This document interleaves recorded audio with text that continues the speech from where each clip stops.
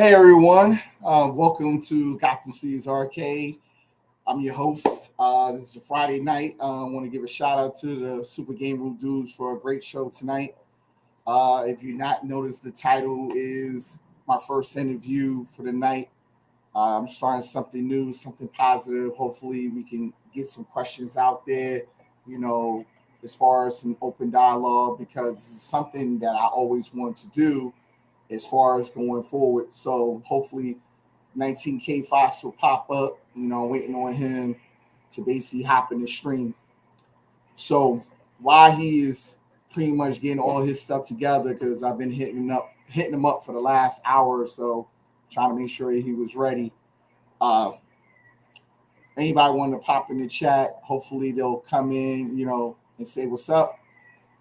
But if he doesn't show up, I'll just probably do a 10-minute roll, and we'll probably just do this for another day. But I'm hoping that he'll hop on today. So the reason why I started this type of forum is I'm trying to figure out some ways to be creative. What's going on? We got somebody that popped up in it. What's going on? I'm waiting for 19K Fox to hop in, so I'm trying to contact him right now and see what he's going on. I don't know if he's still trying to figure out what's going on. Kevin Clausen, what's going on?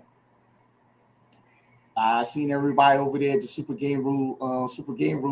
Hoping everybody liked that new at Games pinball. I do find that at Games pinball kind of smooth. I already have one. What's going on? Bad guy Mike, what's going on? I definitely love the new cab design. I like. There's some things that need to be changed, but I already have an AO at Games pinball already set up, and I have an AOU already. So it might be a couple, maybe a year or two before I decide to switch out. If there's more videos that come and say the cab is phenomenal, I might pull the switch in and just hop on and grab the cabinet. So still waiting for 19K Fox to hop on. He's probably still trying to get his computer and his internet together. I'm gonna give him about 3 more minutes to see what he does. If anybody want to ask any questions, let me explain what I'm gonna do. I'm gonna ask 19K Fox 15 questions. 15 questions that's been running through my mind since hopping in this community about in 2018. So these are things that he might have ran through being a podcaster himself, things that have been going on in the home arcade community.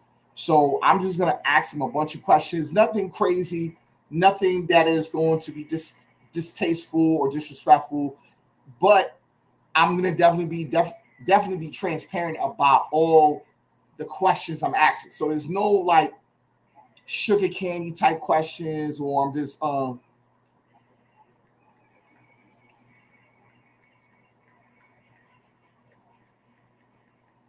So he thought it was the wrong time, so I guess he's gonna hop in right now. So I'm gonna ask him real direct questions. Half my questions is direct, half of them is gonna be about him, and I'm gonna see, and I'm gonna let him answer the question the best way he sees it. I'm not here to attack him, but I'm here to challenge him in his thoughts. So there's things as a consumer, as a viewer, as a podcaster myself, and being that he has different insight, I want to get some answers out of him. And I'm seeing people hop in there. If you're in the live feed, please say hello, say what's up. Uh, and after he answers all 15 questions, the chat can ask him anything he wants. So if this goes really well, this is something I want to move forward to. I want to be the Larry King of this space, and hopefully other YouTubers in our community will hop on and want to open up some dialogues, because these are things that even as a viewer, you're not able to ask because they have their subject matter already established at this point. So I want to engage in a different conversation with him. So if you have any questions for 19K Files, please put it in the chat, and we can get the ball rolling. All right. He said he's on his way. Um, Another thing I've definitely been getting hit up about the Street Fighter cabinet. A lot of people felt that my subject wasn't all that great the way I attacked it. I just feel that there's too many Street Fighter 2 cabinets in the wild. We have too many, and I felt that I wanted to speak about it to a certain degree. What I feel is that we need to move on from Street Fighter 2 and maybe get into the Street Fighter 3 and the Street Fighter Alpha. I understand that this is a money thing with Arcade One Up, but at the same time, as a me purchasing the cabinet inside the community like everyone else, we definitely want to see new stuff. And I would hope that Arcade One Up would definitely change the formula, like giving us new cab so we can be excited like we once was back in like 2019 when we was in the pandemic. We had a flood of cabs. We had a lot of variety in the community. There was so much going on as far as what cabinets you should purchase. I know a lot of us purchase all of them. Some of us purchase a few. Some of them had like a unique cab they wanted, and it probably came out maybe a year after, hopefully. But there's a lot of cabs that we still want to see from Arcade One Up, or maybe a new vendor or a new company want to hop in this space and maybe throw their hat in it, because to have a lot more selection is great for the community. That'll be great for all of us. But right now, we only got Arcade One Up, and they're very limited on the titles they're putting out, and At Games going into their 4K. Unless you upload them on a thumb drive, it's kind of like pointless because it's not really nostalgia when you do it like that. It's more like a multi-K. And if you're not looking in the background, yes, I have a few Arcade One Ups here, and the rest of them is in another room. So hopefully we get to see what's going on as far as how 19K Fox answer these questions. So I will be somewhat brutal, but I am going to be very nice about it because I do respect my battle buddy. He was in the military like I am, and I want to definitely make sure we are respectful to each other. But he definitely gives his point of view on how he sees the community going forward, and hopefully that'll be all right. We got a comment. Just picked up the Centipede Asteroid Toy One you have behind you today. Can't wait to start modding it. Well, what are you going to mod it? Are you going to mod it with the GRS spinner and trap ball? Or are you going to put a Pandora's box? Or are you going to put a Raspberry Pi in it? What are you going to do? You're going to put a 60-in-1 in it? What are you trying to do as far as establish changing the cab out? Because what I did was I added a lit marquee and the GRS spinner and the GRS trap ball, and that was it. I felt that at that point, the cab is awesome. It is the unicorn, more like a Pegasus of our community, the first 12-in-1 from Atari. So I didn't want to bother with it. And plus, when I do have people come over, some females do hop on that one. It has a nostalgia to them, but that's just dumb, not you. But I wonder what you're going to add onto the cabinet. So can you put in the chat so I can see it?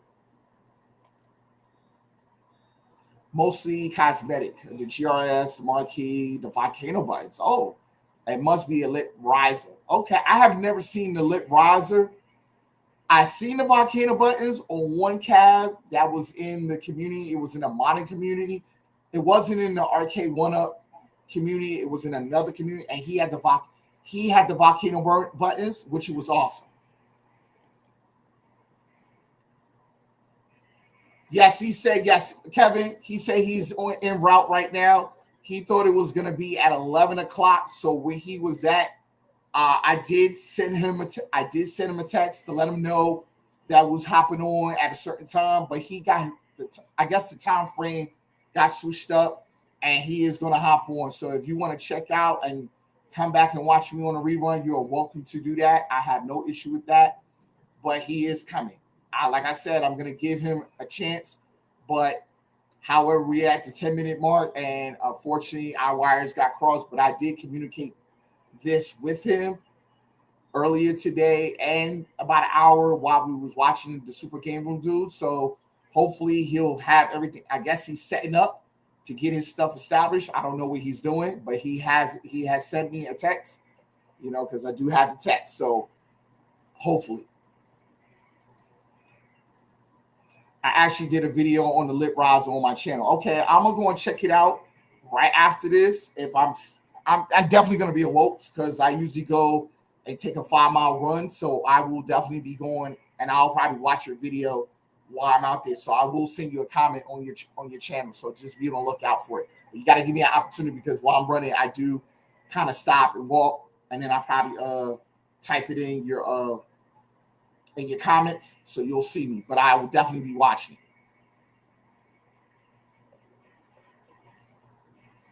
Okay, see, he's saying having problems. So let me send him a link. Hey, 19K Fox, if you in the link, I'm gonna send you something right now.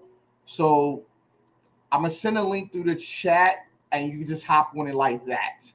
So here it is. Go ahead and hop in. Go ahead.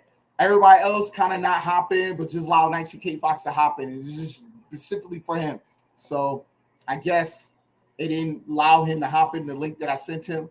So he got it. So he's in the chat, everybody. He's about to hop on. So I'm just waiting for him to hop in. So here he goes. The one and only 19K Fox. What's going on, man? I'm so sorry. We can't hear you.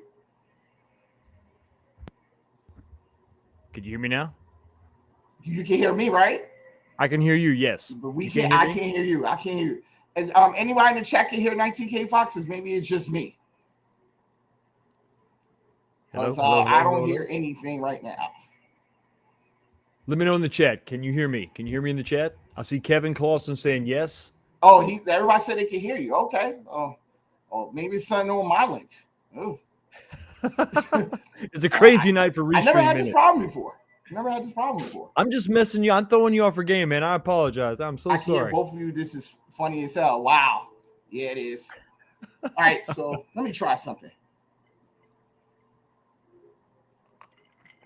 Everybody, while you're here, while we're getting some of these audio issues worked out, do us a favor. Smash the like button. I can hear you fine. I see you drinking. I can hear you. I can hear you, 19K Fox. I can hear you. There we go. I can hear you fine. Okay. I can hear you, 19K Fox. I can hear you. I can hear you fine. Okay.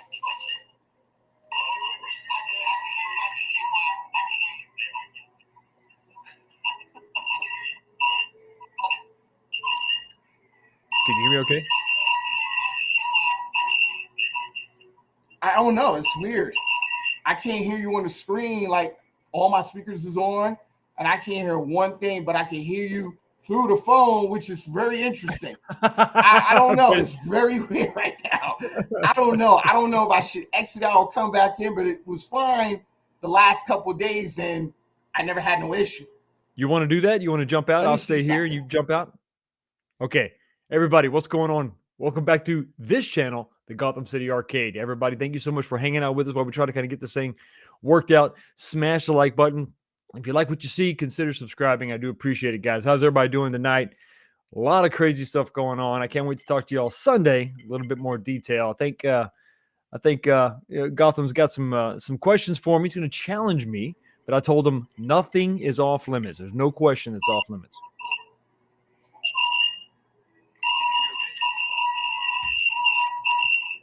It seemed like there's a delay. It seems like there's a delay on my end. I don't know what's going on. So we're going to move on, and I'm going to ask you the questions and allow you to basically just speak. You know, in the military, you know, things is fucked up, so we just got to go with it. We just got to roll with it, baby. We just roll with it. Okay, so 19K Fox, I explained to the chat what was going on as far as the direction and what I'm going to ask you. I'm going to ask you 15 solid questions that I, in my mind, wanted to ask you when I first watched you years ago. When I basically watched you when you was probably around like 1,700 viewers. I've been a fan since. So I've definitely been watching your content for a long and since the time. So like myself and everybody that's in the chat that hopped in, Super Fat Hobbit, Constorm, Kevin Carlson, Biggie D's Arcade, everybody's been watching you and we watch you blow up. So now you came, when I watched you, You was like a small battalion. Now you're like a huge brigade right now. So eventually you'll probably have 2-star status in probably another year. You probably have those numbers like hopefully you'll probably run past P-Dubs, because P-Dubs has the real viewership of the community. When we look at the numbers as far as who has the most numbers, it is not Michael B. Because Michael B has doubled them out. But when we look at who really established himself, it's Console Kids, B-Con, yourself, as well as Michael B. P-Dubs is the major factor. So hopefully down the road we'll see you get those numbers. But right now you are like a colonel in your element. So I'll take it. Respect to that. So I'm going to ask you 15 solid questions and you answer it. You must answer it. It can be short. It can be long. I did not ask you anything crazy. No. And so everybody knows he didn't ask me any of this going forward. So this is all fresh and new and real. So. Okay. So I'm going to throw the slide in there and we're going to go from there from right at that point on. Let's do it. All right. So first slide. Give us a small bio about you, like the 5 W's, just the basics. I'm 47 years old. I've always had a love for arcades, video games, obviously, home consoles, but arcades was always the standard. I think that's where my appreciation for it is. And so that's always been a part of me. I grew up not poor, but we didn't have a ton of money. So we couldn't have everything. We couldn't have every new game. So when I got older and started making my own money, I wanted to have some of these things. And I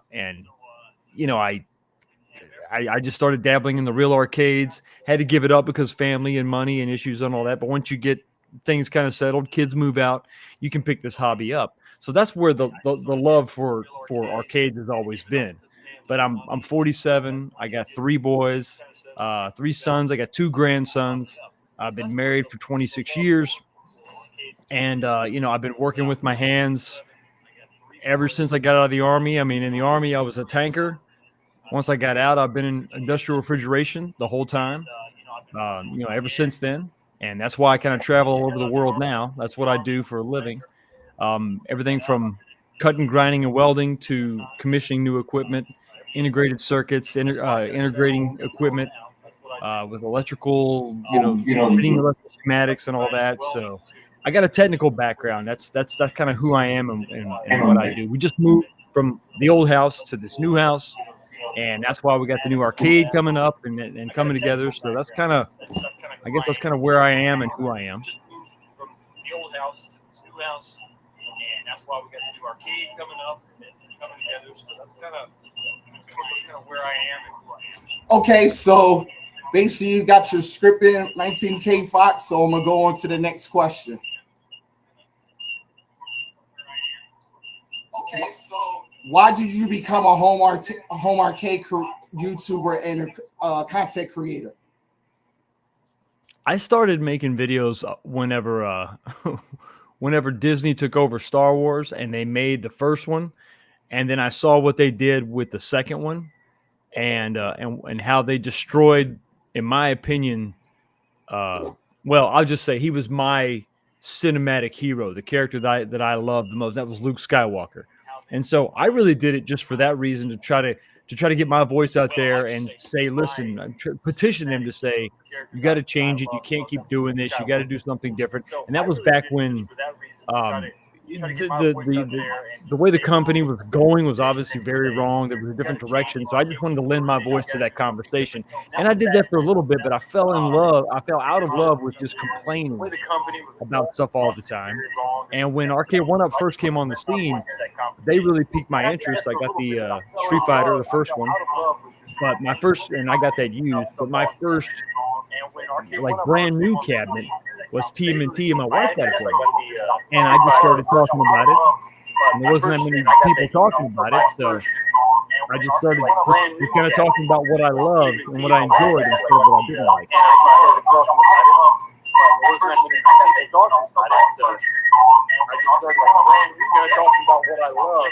Okay, so we're gonna go to the next slide. I'm trying to.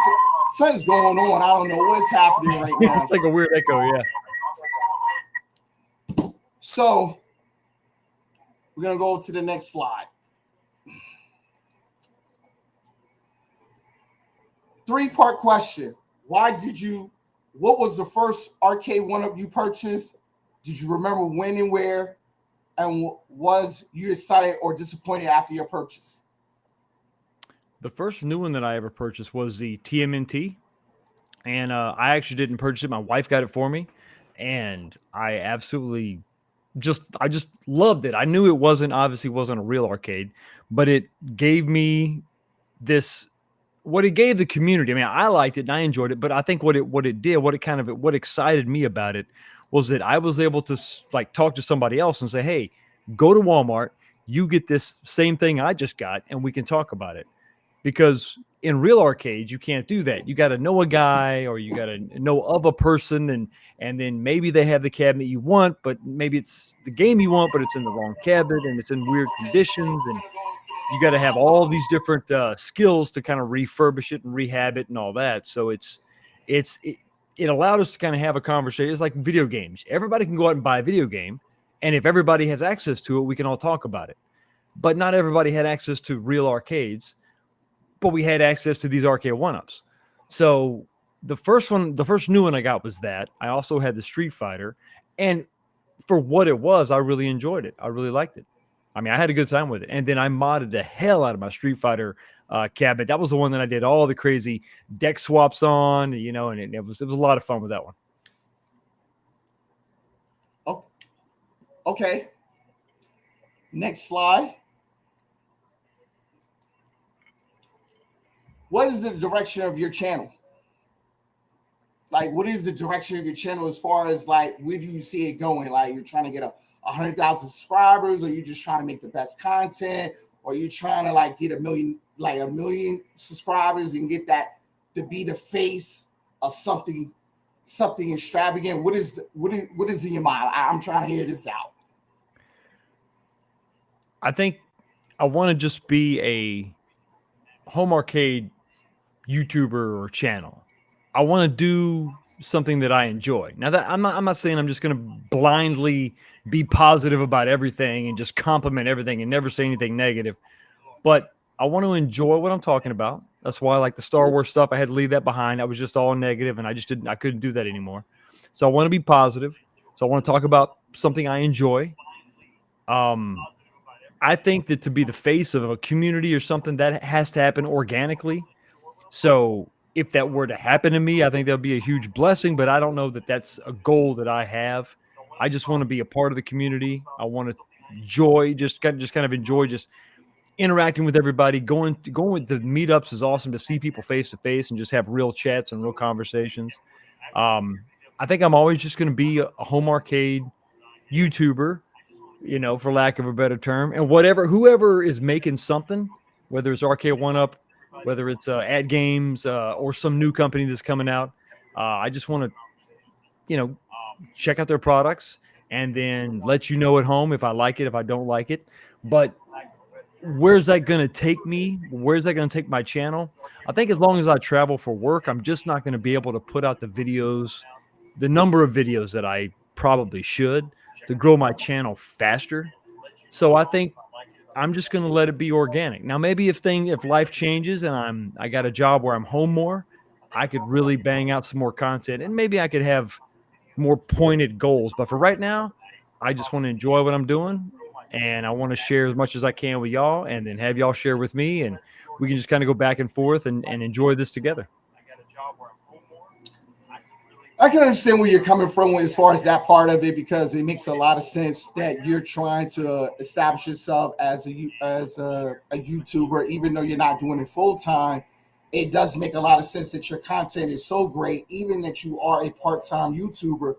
I see that you are doing excellent doing it. I mean, I'm definitely taking a lot of pointers from what you're doing and watching your delivery, watching how you formulate all your topics and how you explaining everything to detail and how much research. And even though you said that you only take like 2 hours to put everything together, it's better than what most people take 3 weeks to put it together, because your content is that fluid.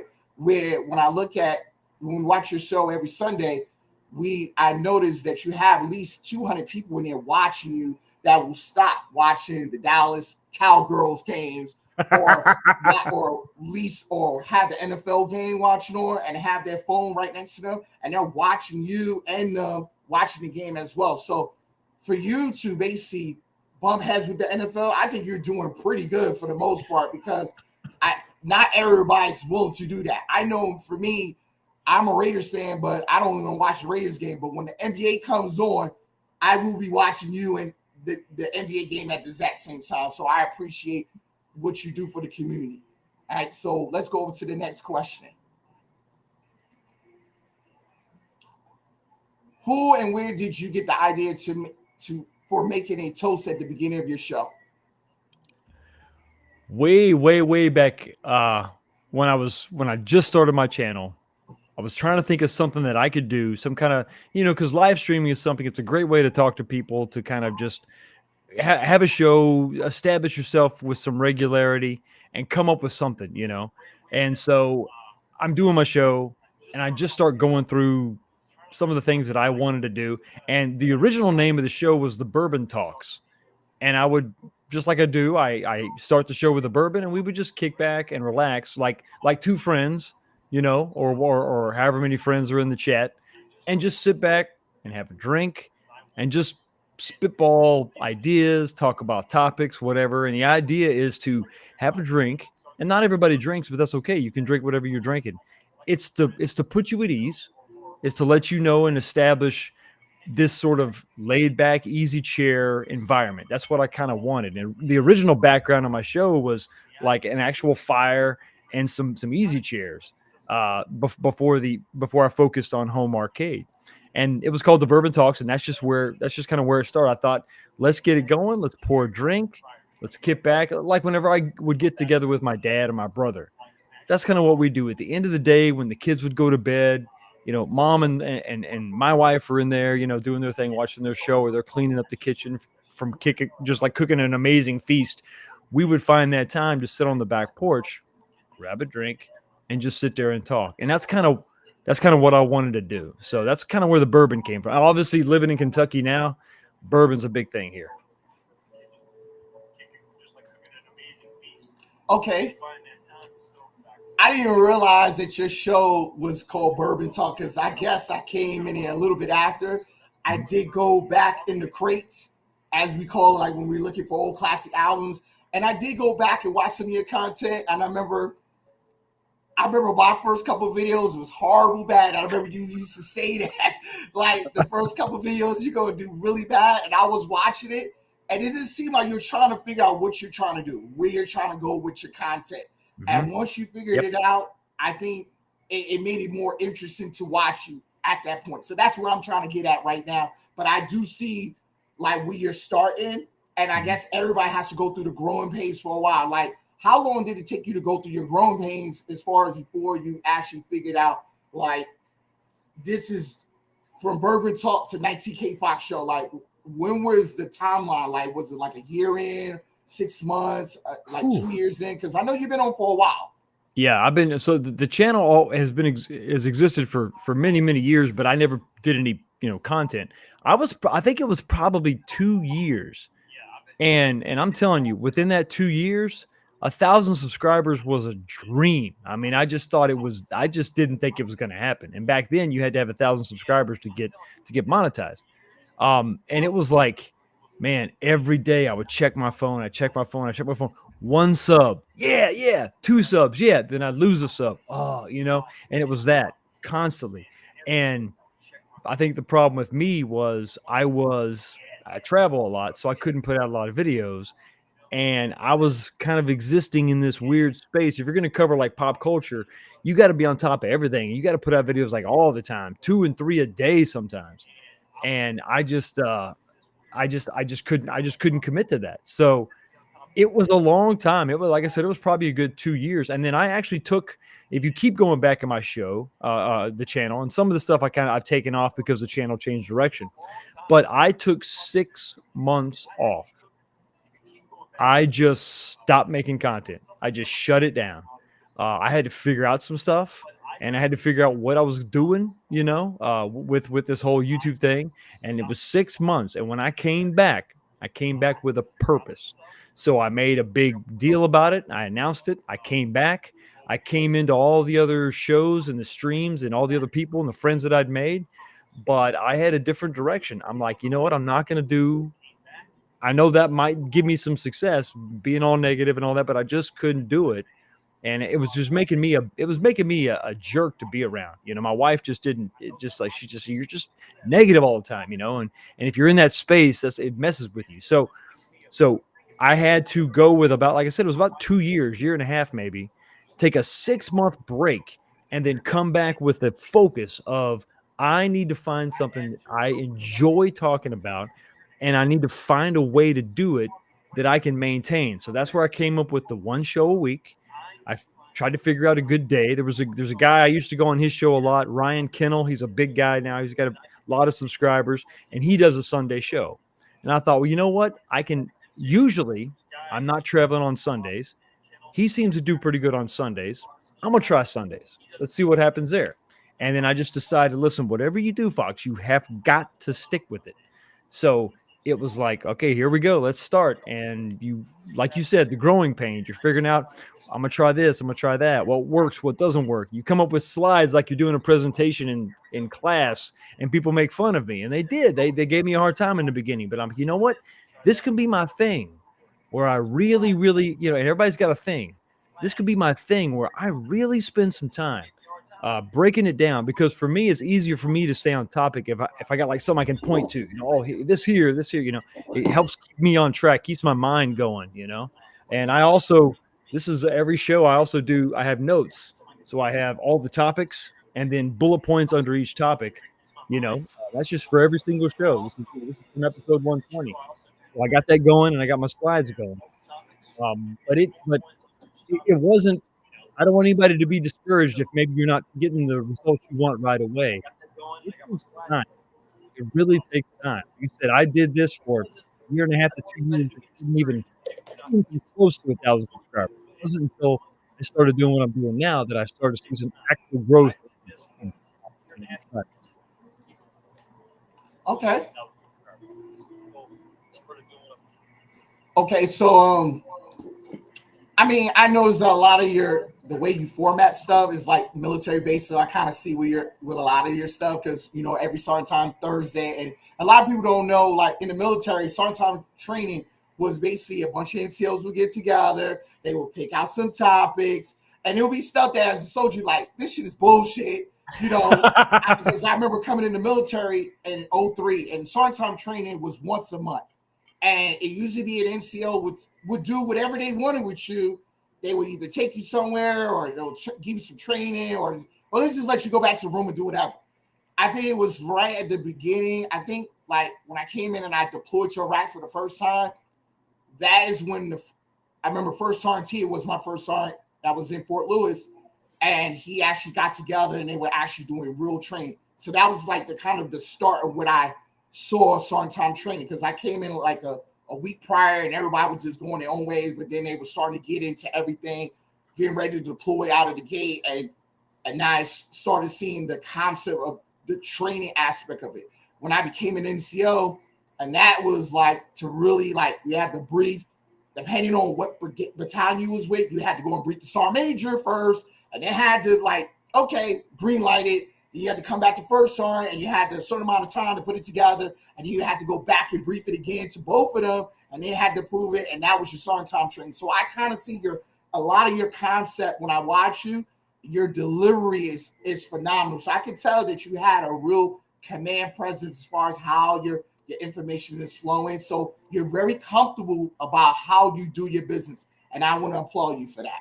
I appreciate it. And I want to thank you for your service. I served active duty, but I was in peacetime. I got out in 99 before the shit hit the fan. So I appreciate what you did, serving when it, you actually got shot at, Okay, so So I'm gonna get to the next question.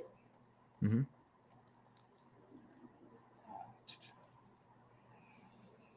Why do you think that the home arcade community was in an uproar about the infamous Illuminati chat room on Facebook? So these are now I'm getting into the gutter of what we came to ask, because everybody was screaming, they were crying, everybody was like, oh my God, it was like the major topic for like 6 months. Like we couldn't get away from it. It was like, I remember Council Kids, Michael B, everybody was. And then there was some information that came out about John D. And it seemed like the Illuminati was now dispensed amongst the community. So I want your take on what you think, how you see it, and why you think everybody had an issue about it, and looking from both sides of the playing field. If you wasn't a part of it, and being that you became a so-called member of it, why would you think everybody had an issue with it? I think it's easy to see why people had a problem with it. It's easy to see because right on its face, it seems like, okay, RK1UP is giving these YouTubers some cabinets or preferable treatment, so they're going to give us rave reviews of everything we do. It's conspiracy, and it makes a lot of sense. I don't deny anybody going down that road and thinking that way. On the surface, it seems shady. So I get that. I think everybody should be, you should really be cautious, and you should really think things through, and maybe not trust everything that I say, but sample the opinions out there, and then form your own opinions about what's really going on. But I will give you the scoop on the Illuminati. The Illuminati started with the stream, with the Red Cross charity stream. Everybody got on the same chat, right? Because of we had to coordinate for that stream, and then we had that charity event. It was awesome, but then we all stayed on the same chat group. And what the Illuminati was, at least I'll say this: I'll tell you about my Illuminati. There was another Illuminati, but the Illuminati that I was a part of was that original Red Cross live stream group. And John D was in there, and it was everybody that participated in it. And he would ask us questions from time to time. He would say, what do you think about this? What do you think about that? And we would always say, yes, no, or the hell with that, make this thing that I want. And it was a lot of back and forth, And I felt like John D was using it as a place to speak all ideas, you know? You would see that. I would take some of those conversations I would have, and it would be a poll question because I wanted to gauge if the community really cared about that, you know? So if you go back and look, some of those poll questions were pulled directly from the Illuminati chat. And honestly, and I'm going to be honest 100% with you, that's what the Illuminati chat was that I was in. There was a separate Illuminati chat. John got really close to OTG, UAG, Moat, and because the fighting games and all that, they were really in sort of a different chat. And I think that maybe some other conversations were going on over there, but the chat that I was involved in, that's really what it was. We would talk smack from time to time. We would make jokes, sometimes at each other's expense, sometimes at other people's expense. But there really was no coordination or collaboration between me and RK1UP, and I think you saw that. I've never been on one of their shows. I've only had John D on my channel one time, and that was to give away a cab. Because I think I need to keep a distance so that I can have some sort of journalistic integrity. I mean, I don't know how much I have, but that's what I want to do. So while it's great to have a friendly relationship with companies, I'm not going to be on the payroll. I'm not going to take a cab from anybody. You know what I mean? I just don't think I don't think I want to do that because I want to kind of keep that distance. I think it's a healthy distance. But everybody being mad about the Illuminati chat, I totally understand where you're coming from. And I wish I could tell you it was something crazy, but it really wasn't. Everybody being mad about the Illuminati chat. Okay.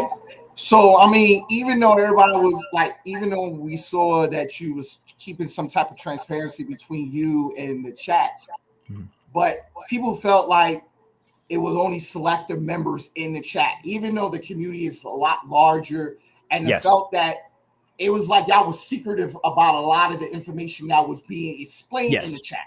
So even for me, and I'm looking from the outside, and at that time I wasn't a content creator, I was just kind of like watching all of y'all.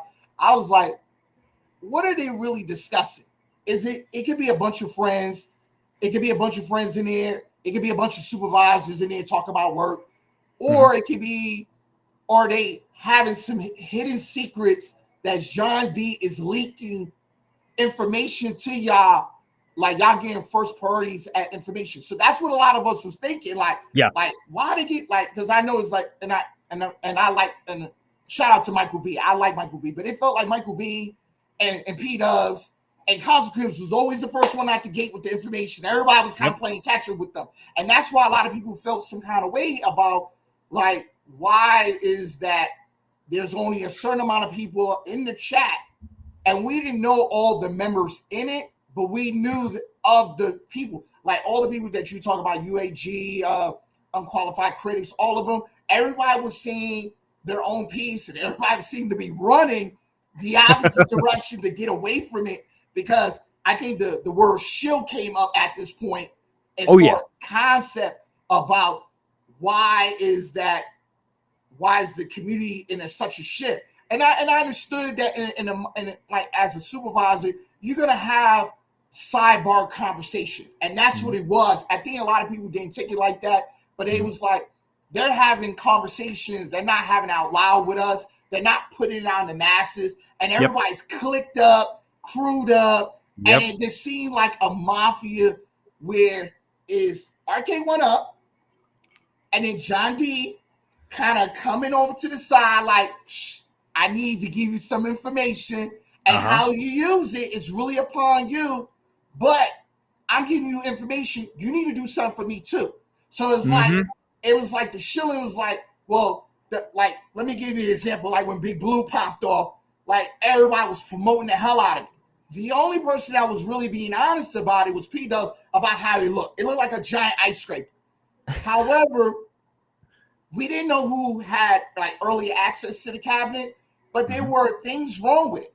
And when the price point had came out, and this is where I stopped getting stuff from RK1 up, the cabinet started at $700. And then it was a shipping price of, depending on where you was at, now being right by Fort Bliss, it was $75 to ship it to me. About a couple months later, it dropped to under like, it was like around $350, $400. So I felt burnt at the same point. And I think a lot of people did at that point because the control panel was slanted. It had horrible sounds. It even though the marquee was like one of the best marquees we ever saw, and then there was no corridor. It had the same variant of game. Like some of the games had switched up because it wasn't like the War Warrior where they had a bunch of Street Fighter games. Everybody was looking for something totally different. I think for you was looking like, why didn't they add ADP or like Cadillacs and dinosaurs to the cab? Like, why didn't they give us different variants? I think everybody was saying the same thing, but no one really came out and said it until months later, and then everybody's kind of in the divide and everybody's arguing amongst each other. Not you personally and not some of the other kind, but it was like some of the low, like people that didn't have the subscriber base like yourself and everybody else. So I think that's why the Illuminati thing was so big and it was so bad amongst the mere mortals like myself, the little private that was watching. I'm looking like, oh my God, they're really doing some real crooked shit amongst us. But instead of them just coming out and say, okay, this is what's going on. Like the way y'all get together now, why didn't it happen before? And just say, okay, this is what we're talking about. There's nothing to hide. This is what we're talking about. However, everybody was being secretive and everybody was picking and choosing what they were saying. So that was the problem that we all saw. So it wasn't like anything against you or anyone else. It was just the fact that how it looked amongst the masses.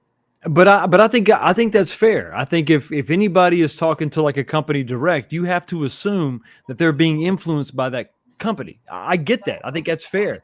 I think that any of the hits that I took, I understood it. Now, some people lose their mind. Some people go crazy, and that's a whole nother level. But people that were saying like, "Hey, listen, you're talking to John D, you're talking to RK1 Up Direct. You're on the take." I think that's fair. I have a healthy mistrust for politicians for that very same reason. So I can't, if I have that, I cannot fault any viewer for thinking that way about me. I just got to be as honest as I can. And to your point, sometimes the glossy veneer of a brand new cabinet will get you sort of spellbound and starstruck, and you don't see everything that's wrong with it. I think the biggest thing I said about it was that the control panel was way too slanted. It hurt my wrist playing it. But for the most part, I think I probably said it was pretty good. I think I said it was ugly in the beginning, but then I liked it in person.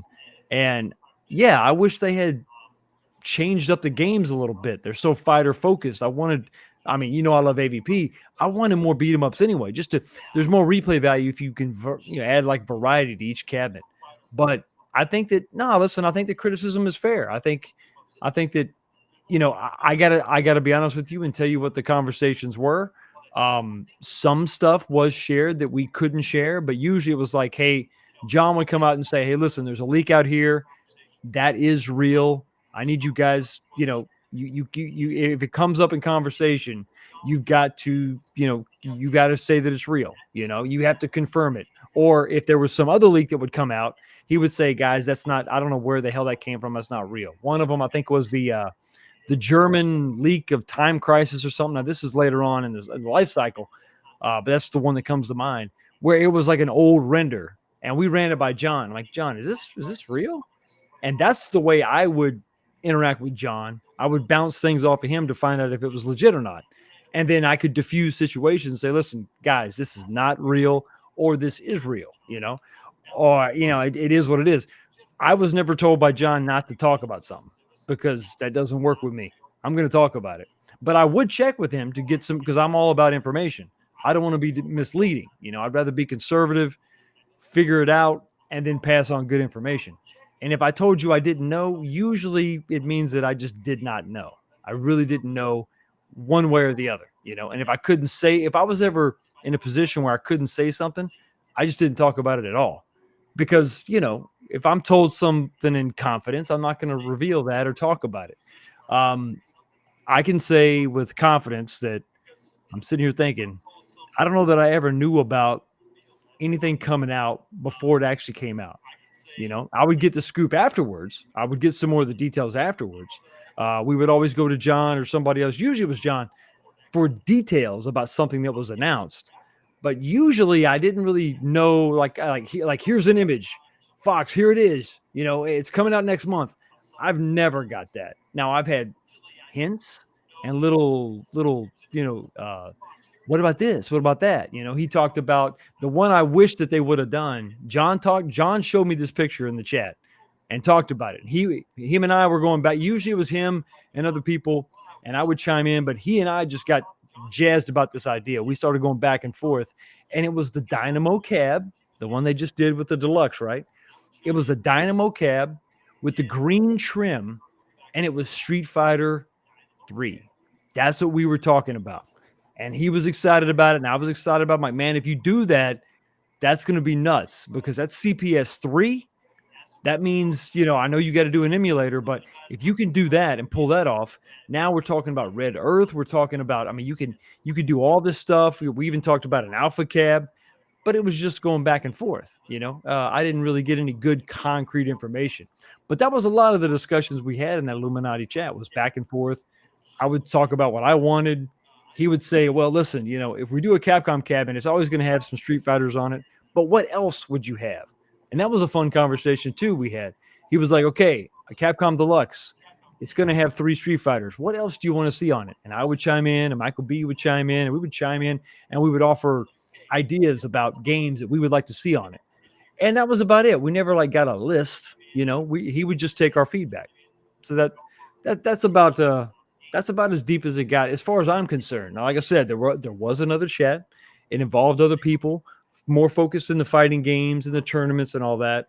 And they might have had different conversation. But as far as me being in the chat that I was in, unfortunately, that was about as deep as I went. I never got to I never got to see anything cool. I did ask him about because I had heard from Big Reese, he had a contact in Australia who had seen the X-Men 6-player. He said he had seen it. And so I did follow up with John. I think after John left the company, I did beat him up, and finally he admitted, yes, we actually made a 6-player X-Men, and they made it with a 27-inch monitor, just like I did. But it was just a mock-up. It was a prototype. They've made a bunch of those, and they never come out, Okay. So, okay, I understand your point. I understand your point of view. Because it looked like it was like there was a lot of separation, but not everything entangled, but it was and it wasn't. From the outside looking, it looked like y'all all was conspiring against the community when it really wasn't. Looking like some people were in there and there was conspiracies inside the chat as well. So that's what it really was, because you didn't hear all the conversations. It was kind of like John D was picking and choosing who he wanted to talk to about certain things, and then if you heard it, you was able to elaborate based on what you heard, and then basically see if it was real or not. Right. Pretty much. And Retro Ralph jumped in. Retro Ralph jumped in for a while. He was there for a little bit, and then he dipped out. So we had some members kind of coming and going. But I think that was when there was a separate chat made for those. And listen, anybody that's been on the internet for any length of time, you've got a bunch of chats you're probably a part of, this group, that group, all that. I think John had several different groups he was in, and I think he was primarily using it as a way to figure out what the community wanted, and maybe spitball some ideas. That's the majority of what I saw. I never saw anybody like making some kind of an effort to exclude people, like, oh, we don't want this person or we don't want that person. But there was a lot of talk about the items that were coming, that were out, the future projects that they may have, rumors and things. Like I said before, something would pop up and we would say, John, is this real? Is this not real? We would go to them for some kind of verification. But I mean, maybe somebody else got this information, because amongst that group, I'm like the low guy on the totem pole. But I was never given something like, hey, here you go. Like, here's the information. You can run with this tomorrow, when it releases, I rarely had firsthand information. I would sometimes see pictures, but they were always leaked from some other source, because we could never, even if RK1UP gave us something, let's say they like John D's like, here, Fox, boom. I could never run with that. It would have to be something I would have seen that could have leaked in the public somewhere. So some random website somewhere came out with something. Okay, I can run with that, but I can't just take. If John were to give me something, which he never did, I couldn't just run with that, because that would get him in trouble, and it doesn't work that way. Especially when companies are trying to keep things secret and hidden, and sometimes like Time Crisis. I think that was supposed to come out 2 years ago. That's in 21, when everything, or 22, when everything else was going to come out. I think it was really going to come out then. But for whatever reason, I think it's the FCC filings and some of that stuff, it was delayed a year. If they would have shown images or pictures and given it to the Illuminati, right, and we ran with that, it's not coming out for another year now. So that's why, you can't do that, because one, it's going to hurt not necessarily the company, but they kind of plan these launches like, we want to do this thing, it would kind of mess that up. And I think it would also kind of hurt the community too, because if we see these images and pictures, maybe it's renders, maybe it's too early, maybe it's not the right thing, and then it kills anticipation for the product, and then it just, nobody cares about it. And I think these things needs to be planned and organized, and you don't do that with YouTubers, because we're just, what I mean? We're not, that's not what we do. We get a tidbit of information, we explode, we go out there, we tell everybody about it, we want to talk about it. So if that stuff ever happened, it was done with like a select few individuals. It wasn't everybody in the chat. So if that stuff ever happened, okay. Well, I will say this, and we're gonna go into the next slide. Even though you're the lower one in the totem pole, I believe 2 individuals, and I'm not gonna say their names, but I think the rest of the chat knows, they got the information and they did not say anything. I believe two individuals that is at the very beginning of this Arcade 1-Up community got the information, and they did wish to not express it. But I'm gonna leave it there because I don't want to start no rumors, because I know who I am and I'm me. If you say something smart, I'm gonna come and knock on your door and we're gonna have a problem. So we're exactly. gonna leave it at Exactly. All right. There you So go. next question.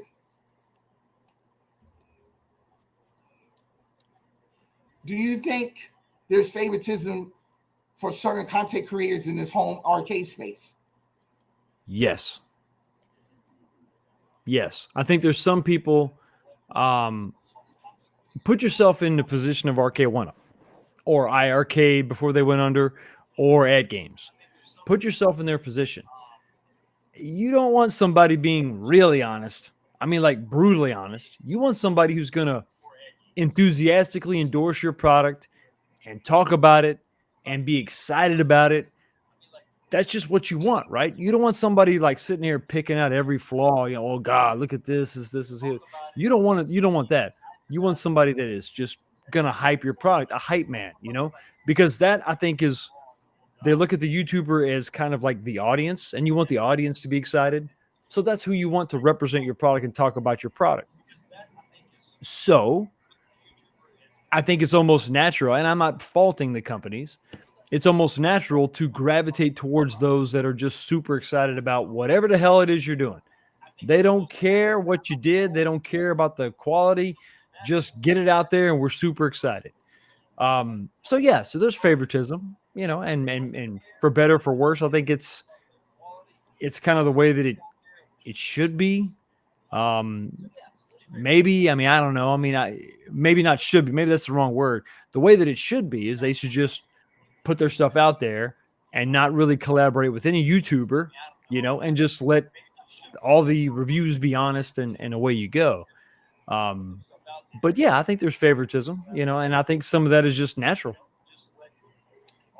But isn't that the form of shilling at that point, to only tell the positives about the cab, Yes. and not be Yes. able to tell the cabinet for what it is? Because we've been complaining since wave one. Let's really get this out there.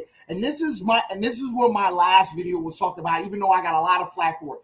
The wave one cabinets were completely trash. We all know this. The screens, the speakers, the volume, Yes. everything about it. It didn't come with no riser.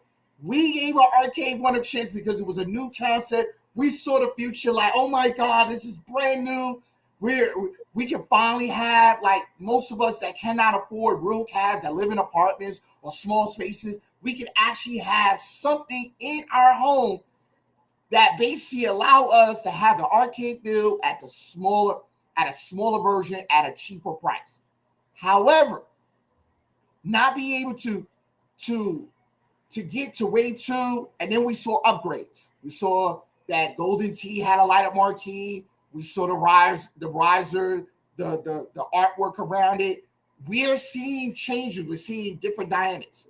We get the wave three, and this is right at the pandemic, and it explodes. And the only two cabinets that didn't have a light up marquee was TMNT, and it was I think it was Marvel Superheroes, but yes, it was those two cabinets, and everything else had a light up marquee, had a riser. So we was like, okay, we're in the right direction. They figured it out. We get the wave four. What happened to Tron? The stick broke. The Dragon's Lair. There's the LCD screen. They was gonna put the cell phone in.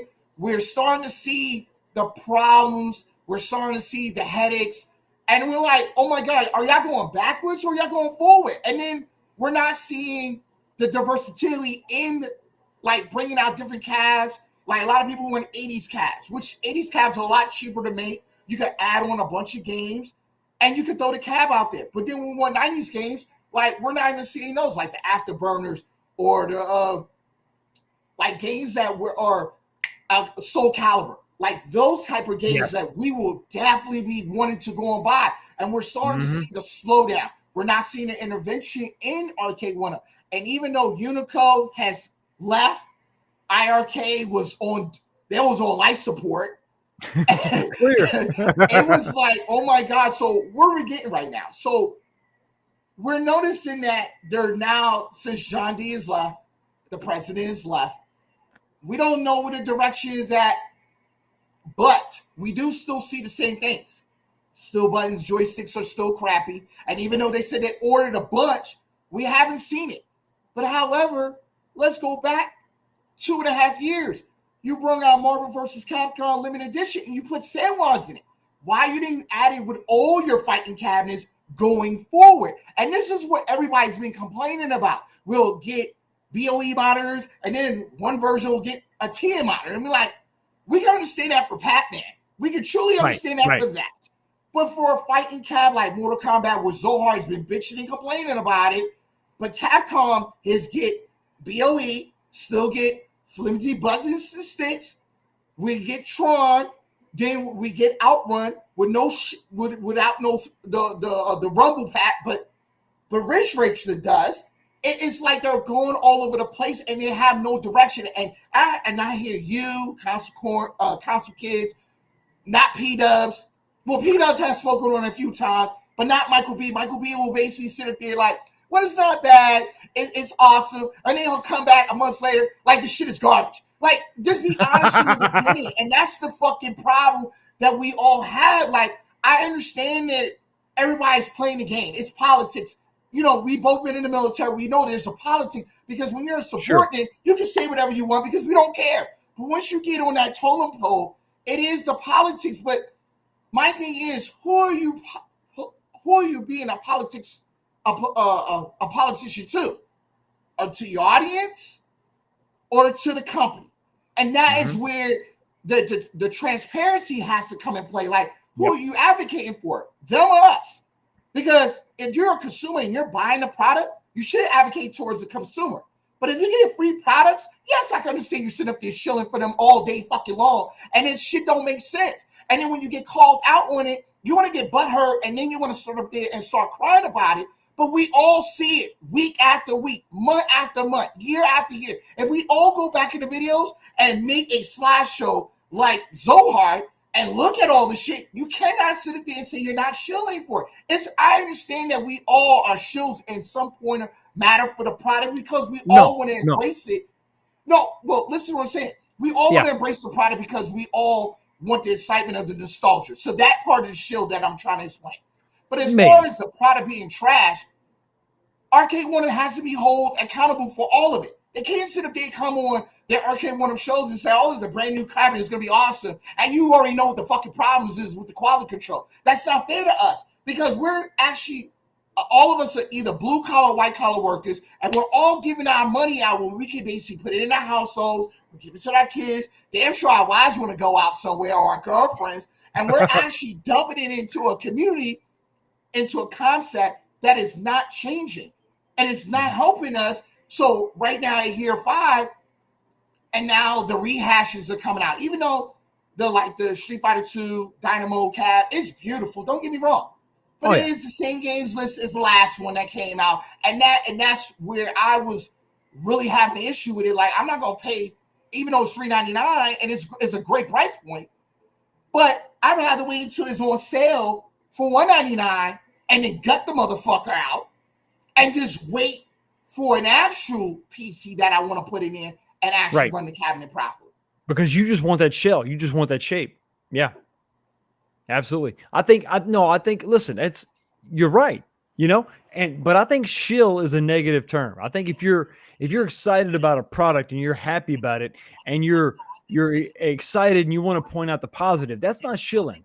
That's you just talking about what you enjoy, talking about what you like, the positives. The shill comes in where they don't really care if it's got flaws. They just gloss over it, or they pretend like the flaws are actually a good thing, you know, for the sake of the company, like you were saying, for the sake of just selling more cabs. That's a total shill. And if you go back in some of the deep cuts, some of the original videos I did, back when I had all 3 of the original 4-player cabinets, I talked about this in depth. I had all them things lined up, and I talked about how we went from TMNT to NBA Jam. NBA Jam gave us Wi-Fi, deck protectors. Lit, you didn't always get those. Lit deck protectors, lit marquees, all this stuff. And it was like, I think, what was that original price? $3.99. But then they came out with Revenge of Death Adder, and you lost Wi-Fi, and you still got a lit marquee, but they were charging $550.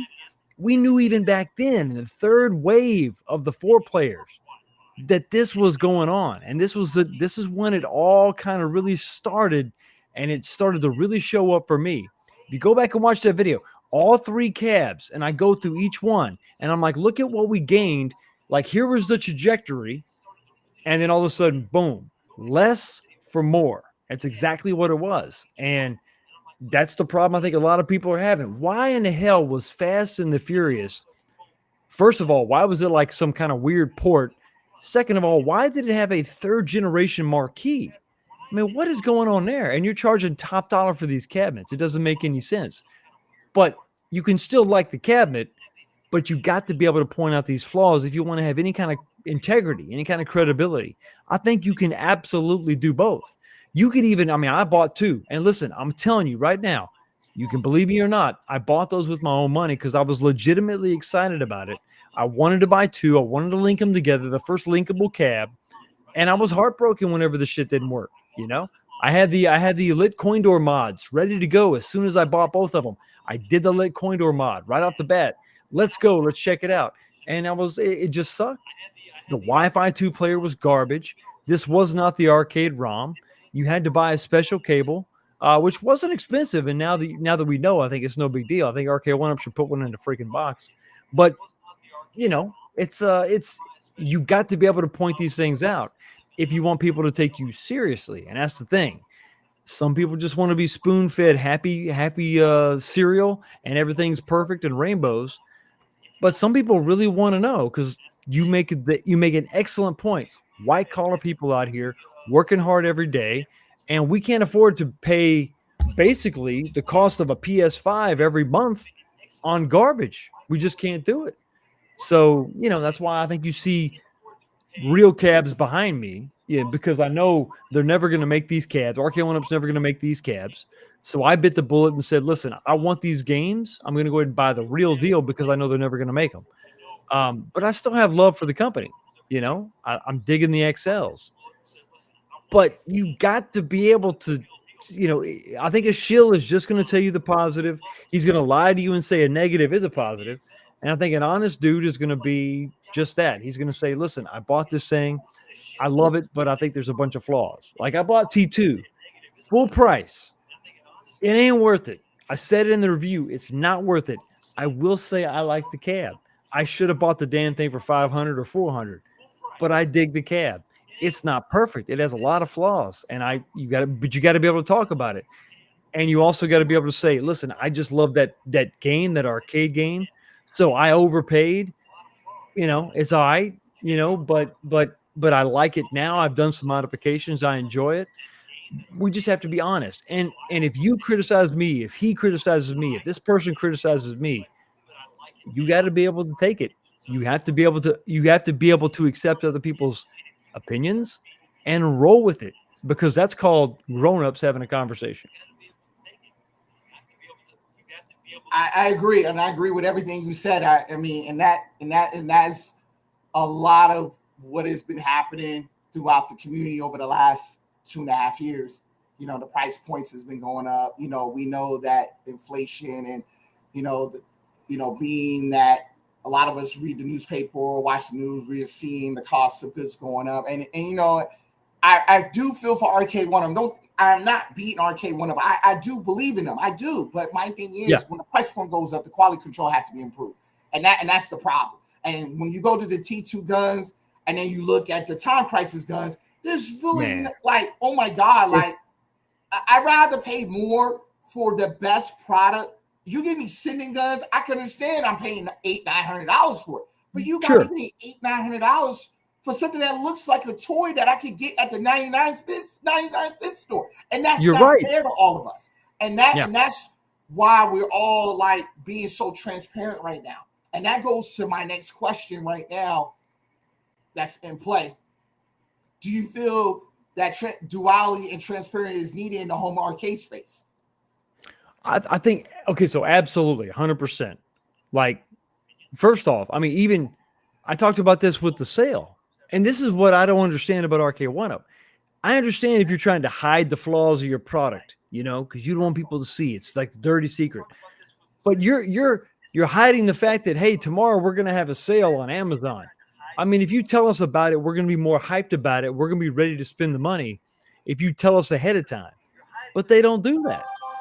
I think they're just disjointed. I just don't think they have a clear vision of what they're doing on the marketing side of the ball, because, I mean, it's like you would sell more cabinets if you would do what, like New Wave Toys, okay? Little bitty company. They don't have a lot of employees at all, but they will tell you when it's coming out. You got a pre-order window, and then once the pre-orders are fulfilled, they also tell you, hey, we're going to make this available again, so get ready tomorrow at 1 p.m. Eastern. They tell you the day and the time when you can go ahead and jump in and buy some because they have more stock. We don't get that from RK1UP, and there's no excuse for that. I think it's crazy. So first off, they need to do the right thing for themselves and for us. I mean, I would like a week or two notice so I could save some money, put some money aside so I could buy this thing, whatever the thing is coming out. So there's that. But the transparency has to be there as far as, what are you actually making? What are you actually bringing to market? Is this going to be a real arcade ROM? Is it going to be some bastardized version? What's in the guns? Why can't you tell us about the guns before it comes out? Have a freaking schematic, have a freaking cutaway. I mean, do some product displays. I mean, they can control that's the thing. They can control the whole process. Shoot your videos in-house, have people disassemble the guns in-house, and put these videos and stuff out before you even sell the product. You've announced it. You can have some follow-up videos about the construction, the size. Look at this, look at that, the gameplay, all that, before it even is available to purchase. And that's going to get people, it's going to get them hyped for those that like the game. It's going to inform us so we know what we're getting into, and then maybe you wait and then the day it's released, then we find out the price, and then we can bitch about that, because that's going to happen, especially with time crisis. But information is key. Informing the consumer is the best way to go. I mean, we know about a new PlayStation coming out years. We know about the processor years before this thing comes out. I mean, we'll get leaked images and photos, but Sony themselves will give us information years before it comes out. We got what's basically the price of a new PlayStation 5 or Plus, more than that, coming out from RK1UP every couple months, and sometimes we don't hear shit about it. Until it's out. It's like, here it is. Boom. Okay. All right. Well, okay. Or some kind of GameFly leak or something, I think that transparency, but just openness, a dialogue, talking to your customers beforehand, it's going to inform us, and it's going to get us more excited about the product. It's going to get us. And if they were smart, they would have like a conversation, a back and forth. There should be more, like I do a poll question every week. Why aren't they doing poll questions every week? Why aren't they doing poll questions every month or whatever? Just reach out, ask your customers, ask your fans, what do you want? What features do you like? Should we get rid of Wi-Fi? Should we keep Wi-Fi? How much would you pay for a cabinet? What's the most you would pay for a 17-inch model?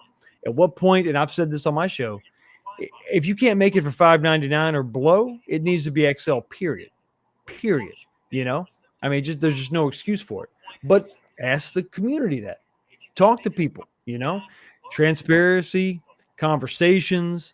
It's going to help them make the product that we actually want to buy, which I thought is the whole reason why they're in business.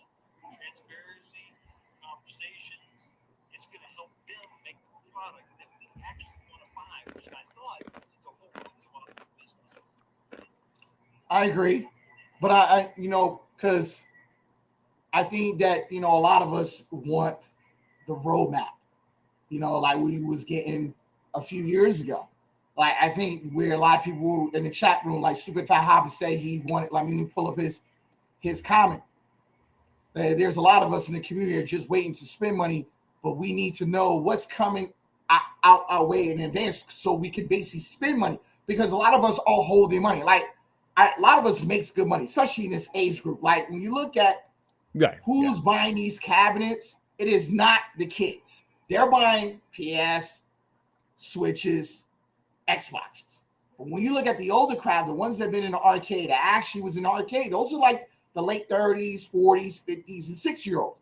So my thing is to basically pay attention to us, the ones that are willing to spend the money without especially the heartbeat, that's not going out there buying a pair of Jordans or buying new rims for a car or buying tools or trying to fix the roof. A lot of people will basically divvy money out for a good product, especially if it's something you want, like the Defender cab. Let's use that as an example. The Defender cab was a nightmare. It was a nightmare of a cab. It used the Mortal Kombat scheme and the games list. But then we look at the Carolina wine mixer. Oh my God, how awesome that cab is. I actually had to go and buy one on eBay, and I had to pay twice as much to get it because I didn't realize how good it was. I remember that weekend they were bragging about it. I was like, I did that shit because it's like the one in Walmart. And I didn't realize I didn't pay attention to the games list. And then as time goes along, I'm watching everybody's videos. Everybody in the chat probably had a video. And I'm like, oh God, I fucking missed out. I went and bought it. And I was like, you know what? I'm going to take that legacy, that Mortal Kombat legacy that I got, and I'm going to gut that and put that in there and just go to 99 Live Arcade and get a control panel that fits it and just do the cover art. Because that would have been a perfect cabinet right behind Star Wars. Star Wars was not a complaint. Everybody loved that. And the sad thing with Star Wars, I remember that cab was $100 in a lot of places. And they rehashed it and everybody was begging for it to come back. I'm like, why? It was everywhere. Nobody wanted that fucking cabinet. It was just sitting there. I remember buying it because it looked good. It had a lot of transparency. Everybody said the controls are great, even though they had that virtual scheme in it, and everybody wants to move on. But I think the roadmap will dictate what's coming, where we can be hyped and be motivated like when we was in the pandemic. We was loving the light. Oh my God, there's another one coming out. I think I went broke buying every Wave 3 cabinet. I really did. I got every Wave 3. I really do. I got a lot of people was like, well, why did you buy the MVC and then have X-Men versus Street Fighter?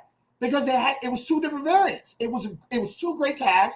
They had similar games. Some of the games were switched out, but I was willing to pay it. And plus it was only $399. So I didn't see a problem. But if it was $700 and then I saw it, I mean, maybe it was an XL and it had Sandwars. Yes, I would probably get rid of those motherfuckers in a heartbeat. I probably sell them on box. I have the boxes. I rebox it back up, ship it out, and that's it. And I probably sell it half the price that I bought it for.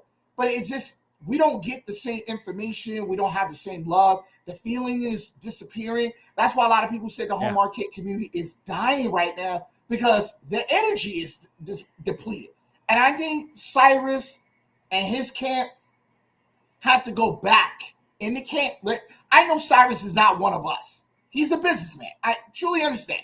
He is what you would consider a computer geek. He's the one that sit up there, and he's not the one that is. He wasn't one of the cool kids in high school. Let's put it like that. Let's call it what it is. He wasn't. However, he is controlling something that can gravitate him into stardom if he does it right. However, with John D, he kind of listened to us, but he didn't. But he did take some pointers like, okay, this is what the community, even though he lost with NFL Blitz and MVC2, which they're both with debacle because of the online issues. Yep. I would say NFL Blitz were great because that 49 gate stick was phenomenal. I'm not going to lie about that. That was a phenomenal piece. That was sick. I would say MVC2 with mishap with that was the online and not having Punisher in the lineup. That even though Disney voted it, I think they could have figured out something that let's give the community one more opportunity to have Punisher, and that would have been a perfect cat. It's things like that. We are trying to have the information, at least be forthcoming and be transparent to us. You gotta have the duality is having the good, MVC is the good, but the bad is okay. It's not gonna be online for 6 months. Why? Because we rushed the cab out the gate. We wanted to give it to you, and that's what we were asking for. That's why a lot of people felt burnt. Like when John D was like, "Well, we're only gonna give out 3 waves of it." You remember that shit? Oh yeah. I stayed home. I was in Austin. I came back home to order the cab at Target for $150 less, and I waited for that cab to come back before I went back to work. I told my boss, I'm not coming back to work. I'm going to stay and wait for the cab to show up, and then I'm going to leave. The cab gets here.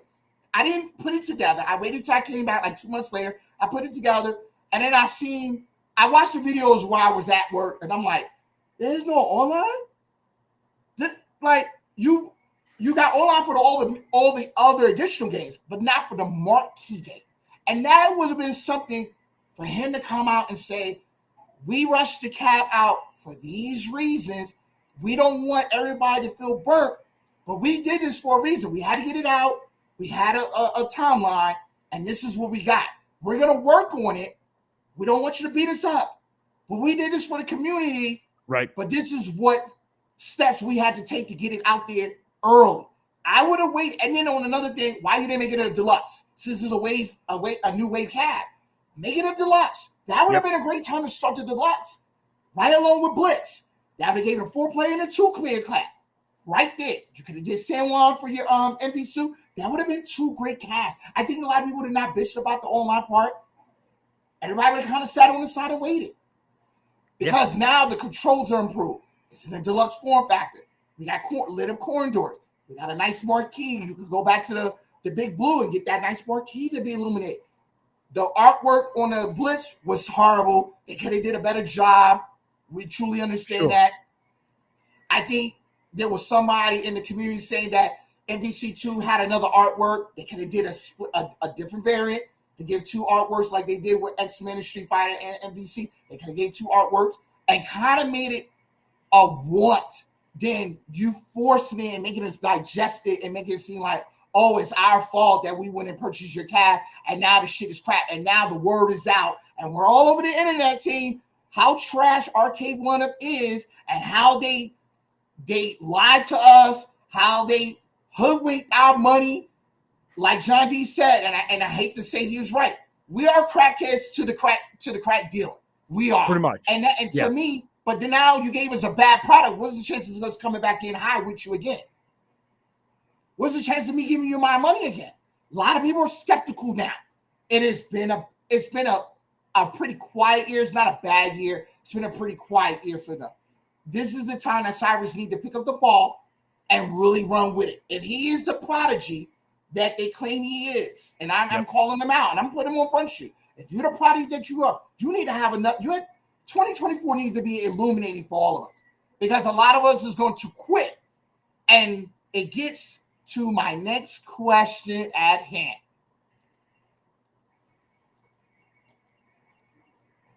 Two-part question for you, 19K. Do you think that Arcade 1-Up is currently projected will last 5 years on the rehash titles and lack of titles? And then B, do you feel that a roadmap for future products is important to the consumer base? I don't know that once a rehash makes XL status, I don't know of any reason why anybody would ever buy that cabinet again. Pac-Man, for example, it is now an XL. Unless they come out with a size that's bigger than XL, I can't imagine anybody buying Pac-Man again. Same thing could be said about Street Fighter, Mortal Kombat. I mean, you name it. I mean, the legacy cabs are one thing, but especially if they go ahead and they make an XL T2 or an XL Time Crisis or an XL Ridge Racer or an XL, I mean, fill in the blank. So that limits how many rehashes you can do. We had a couple rehashes with risers. Then they came out with a deluxe. So now you got a rehash from a riser to a deluxe. Then you got a rehash from a deluxe to an XL. That pathway, that journey forward has an end point, and it's XL. So once they go to XL, I think everybody's done. That's it. That's the best you can ever possibly hope. Are you going to really rebuy an XL if it's a different skin, if it's a different color? I doubt it at that point. I think you're going to be happy with the 19-inch monitor and you're going to go with it. You know, I could be wrong. And, you know, I think that the rehash ends with an XL. So there's that. Going beyond the XLs and the rehashes and all that, it's going to come down to licensing. You and I both know that. And they also got to make some good decisions. There's no way in hell you should charge $750 for a 17-inch monitor cab, a 3/4 cab. You got to have somebody taking charge, taking the reins, and saying, "I'm not going to do this. We're not going to do this. $599 is going to be XL." But they have to know once we go XL, nobody's ever going to rebuy the cab. So their model was based on, we're starting small, but we're going to improve. That's great until you improve to the point where you really can't improve anymore. I mean, if you go any farther, you're basically building a new cab, like a brand new 1-to-1 scale cab. And I don't think they're going to do that. So all roads lead to XL. The rehashes end at XL. I mean, once I buy a Legacy XL, I'm never going to buy it again. And moving forward, it's all based on licensing. What new IPs can they get? What new cabinets can they come out with? And it's got to be something different. New titles are the way to go. Everybody wants XL, but everybody wants new titles more than XL. That's what they say in my chat. That's what I see in the poll questions. They want new games. I mean, it's just, unfortunately, it's just the way that it is. And I know it's different if Sony or Xbox or Switch comes out with a new game. They just got to make a cartridge and a little case, and there you go. RK One Up has to build a whole freaking cab themed around it. So there's a lot more at stake there. I get it. But you're not going to, I mean, listen, you can't have another year like this. RK One Up can't have another year like this where it's dead and there's like 2 titles that are new and that's it. Next year, they've got to come out with something. XLs, let's say, for example, they don't release any new titles, but they re-release all the existing games in an XL form factor. That's only going to last you one more year. You've got to have something new and exciting to come out next year or in 25, or you can forget it. You're just gonna, just whittle away to nothing. It's just, you're just not gonna be able to make it. It's all based on IP. It's all based on, cab authenticity too. You just brought up the Fender. Why did they not make the Fender the right way? If you're gonna, that's not a cab you just reskin and say it's good enough. You could do that for Mortal Kombat 1, 2, or 3. That's fine. Same exact cabinet, just different artwork. That's fine. It's the same game within the same series. You can do the same thing with Street Fighter. It was fine. Championship Edition, Hyper Fighting, or whatever. That's fine. You can do that. You can't do that for a radically different game like Defender. You just can't do it. You have to have accurate representations, whether it's swappable decks. I don't know what you want to do, but you can't do something like that again. You just can't do it. We demand authenticity, especially at price points that are now $500, $600, $700. It's got to be right. And I'm telling you, I just saw a picture online. I think a lot of people did on Facebook. Time Crisis sitting next to T2. Damn, dude. That screen is low. It's lower than T2 on a riser. I don't think there's any excuse for that. I know you wanted to, and it's funny. I was watching B do the unboxing, and I was digging the form factor. I like the way it looked, and I still like the way it looks. But at some point, you got to wake up and realize that you went for the form, and it looks good, and it does. It's a decent representation of the cabinet. But your scale is all wrong. The playability is going to come into factor. We talked about the cheap guns. That monitor being so low. The coin doors at your shins, it's just like, it's not, at some point somebody should have said, man, we need to make this an XL to make this right, to get these proportions right, because it's off. People are going to be aiming the gun down, it just doesn't make any sense. You've got to be authentic. We want to see progression and control. I mean, you talked about the Sanwa equipped superheroes cabinet. Why didn't at some point Sanwa become standard? You did it in this cabinet. I mean, I think it would be easier to justify the cost of the cabinet if you've got a 19-inch monitor and Sanwa controls. I mean, that's just me. I agree with everything you said, Mike CK.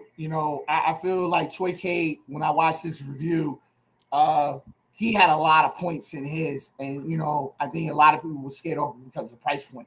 But then when you actually did unbox it and see how short it was, and I did watch the pictures on Facebook, I'm like, damn, it's shorter than T2. And it's probably the same height as Big Buck Hunter. But is it the same height as Big Buck Hunter Deluxe, which is something I haven't seen yet, like with all three Cavs lined up with each other. But I don't think anybody has all three of them unless they're really, really well in the community. But I think that the fact is, Arcade One has to figure out a game plan. They need to bring in a focus group. They need to build a Cav first and then bring in a focus group. Like, my thing is, like, their 4-player Cavs, how is still convincingly small for 4 people to stand on the cabinet? Like all of y'all with the NFL Blitz cabinet. This is what a focus, like, my thing is, I said before, why is the quad deck on the At Games bigger than 2.5 inches big on each side than the Arcade One?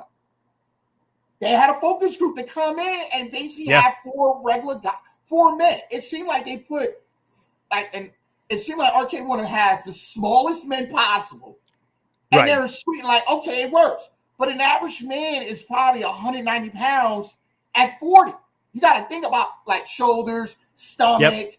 They're not slim, and most of them are working out, to keep the testosterone levels up because we're all being affected from that. My thing is, like, let's stop thinking that you're trying to cater to a child and cater to an adult that is buying your product, because it's the adults that actually are tabbing you. But it makes a lot of sense what you're saying.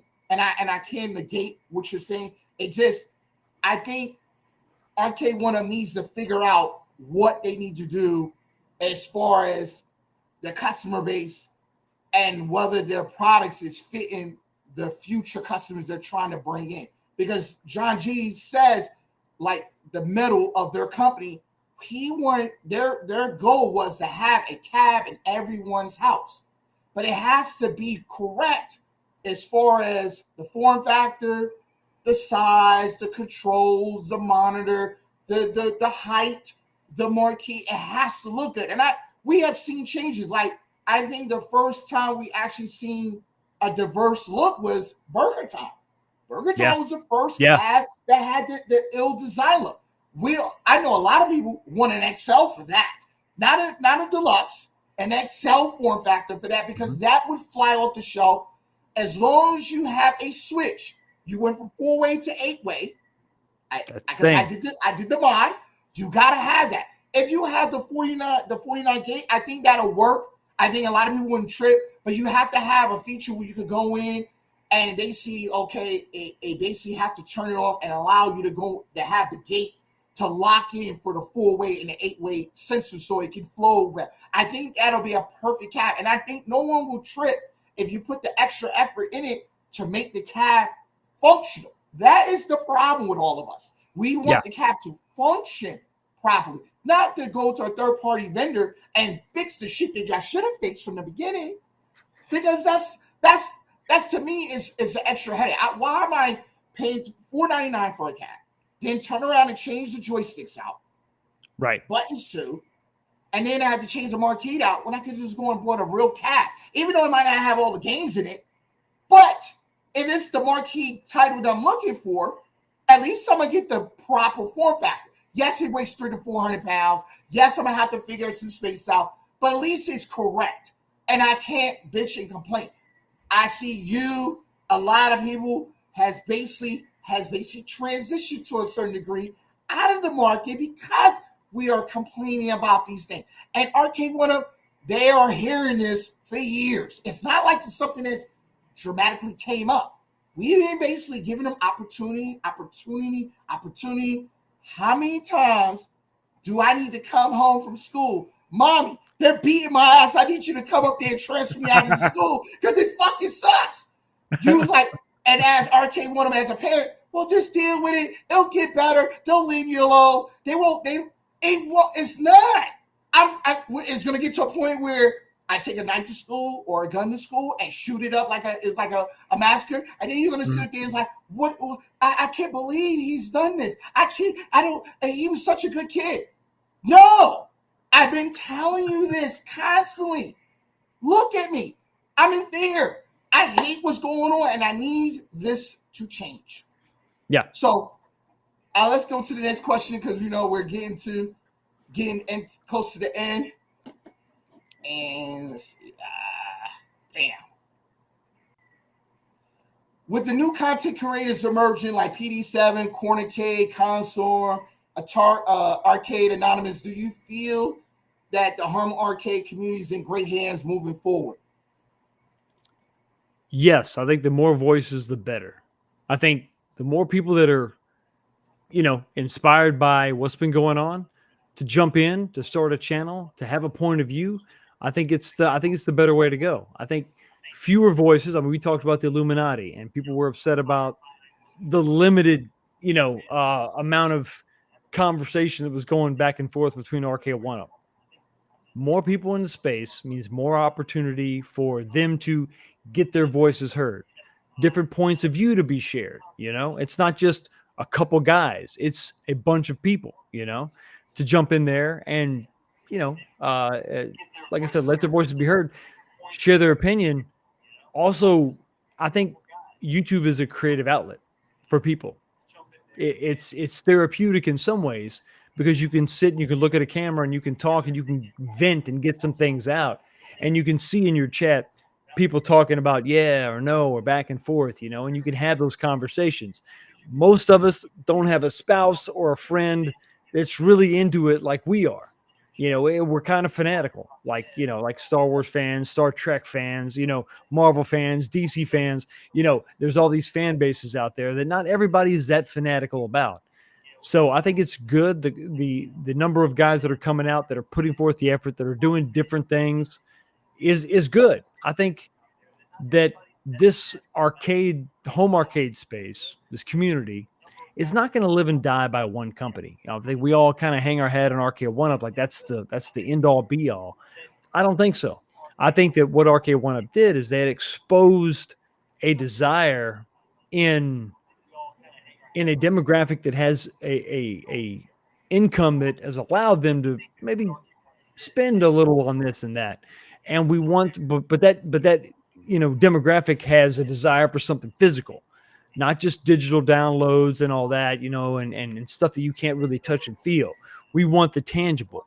We want the arcade experience. We want a recreation in some way, shape, or form. We're becoming more demanding as the price gets high. I think that's going to inspire other companies to get involved. I think that we haven't seen the last of John D, for example. I think that there's going to be other people taking more chances. Look at AtGames. They're not backing off of what they did with their pinball machine. They're doubling down. They're pushing forward. They're going 4K now. They're trying to bring something to the market that's more powerful, that's offering more features. Why iArcade may have passed, they're done now. That doesn't mean that the home arcade segment is dead. And I think there's going to be more competition for Arcade1Up, and I think it's going to be really good. And I think we could even see a return. Think about Unico's monitors, those 26-inch LCDs. We could see a return to a full-size replication of what we saw in the past, where it could be possible to go and buy a cabinet that is equipped with a 26-inch LCD, and it's damn near the same size as what came out in the arcades back in the day. And if you're talking about $1,000, I mean, Time Crisis is $750. If we're within that $1,000 price range, I don't think people bat an eye to that anymore, because we've kind of been conditioned by these companies as those prices have creeped up. We're not necessarily shocked by $1,000. We just got to know that we're going to get what the value's got to be there. It's got to be worth $1,000, and you're not going to trick us anymore with the smoke and the mirrors. We've seen what you've done in the past. You got to prove it to us. Like you were talking about, the transparency has got to be there. So any new startup company coming out, I recommend transparency from the get-go. Open up the back door. Let us see what's going on inside. I want to see your PCB. I want to see your monitor. I want to see brand names. I want to know that it's an IPS display and not some TN garbage. I want to see your controls. I want to see that they're Sanwa or whatever. I want to see the thickness of the wood. I want you to, if you want to really distinguish yourself and set yourself apart from Arcade1Up, that's the best way you can do it. Be transparent, be open, and show the difference in the products. And then if you can bring something to the market that's like that size, 26-inch monitor, full size, 1-to-1 scale, I think that would be a great day, because we would have all these options. Arcade1Up, AtGames, and this other company, and maybe even another company. I would love to see several other players come into the mix and keep generating these things. And if they had a competition between each other to try to make the best thing that's the best representation of what came out in the back in the day at the best price, we're going to just do nothing but win all day long. I agree. I was looking at the similarity of the new regime that's coming in. And when I look at Corner K, he reminds me of Michael B 2.0. He is energetic. Like, he really is. Yeah. I love his energy. I do. And I think Constorm is like you in a way. He's real detailed about it. He don't have his face on camera, but his details like yours. It's similar. Yeah. Like when I look at Arcades Anonymous, they're like the new version of the Super Game Rules dudes. So yes, different voices is definitely needed, because I think that as time goes along, we definitely want Corner K is stupid. Oh yeah, jumping in. There you go.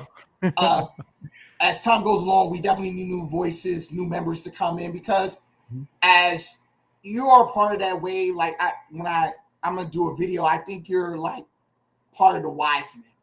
You know, you Council Kid, like you came in like right along with a nice group when as it was exploding. Like yes. the Godfather is Glenn. You know, everybody knows Glenn because he's the Godfather. And then we look at the original, Cool Toys, Tech Buzz. They were like the founding fathers. They were in the mix of it. And when we were because I'm not gonna lie, I think Cool Toys was the first person I watched. And then he didn't make enough content. I loved him, but I was waiting for his content to come out. And then I stumbled on Toy Store. And then I stumbled on P-Dubs, and then Michael B and P-Dubs, and then I stumbled on you, and then the rest of everybody just started flowing out the gate. So I love the tenacity of the community, because there are more voices. That means more content. The lack of content hurts the community, because we're finding different ways to try to stay relevant.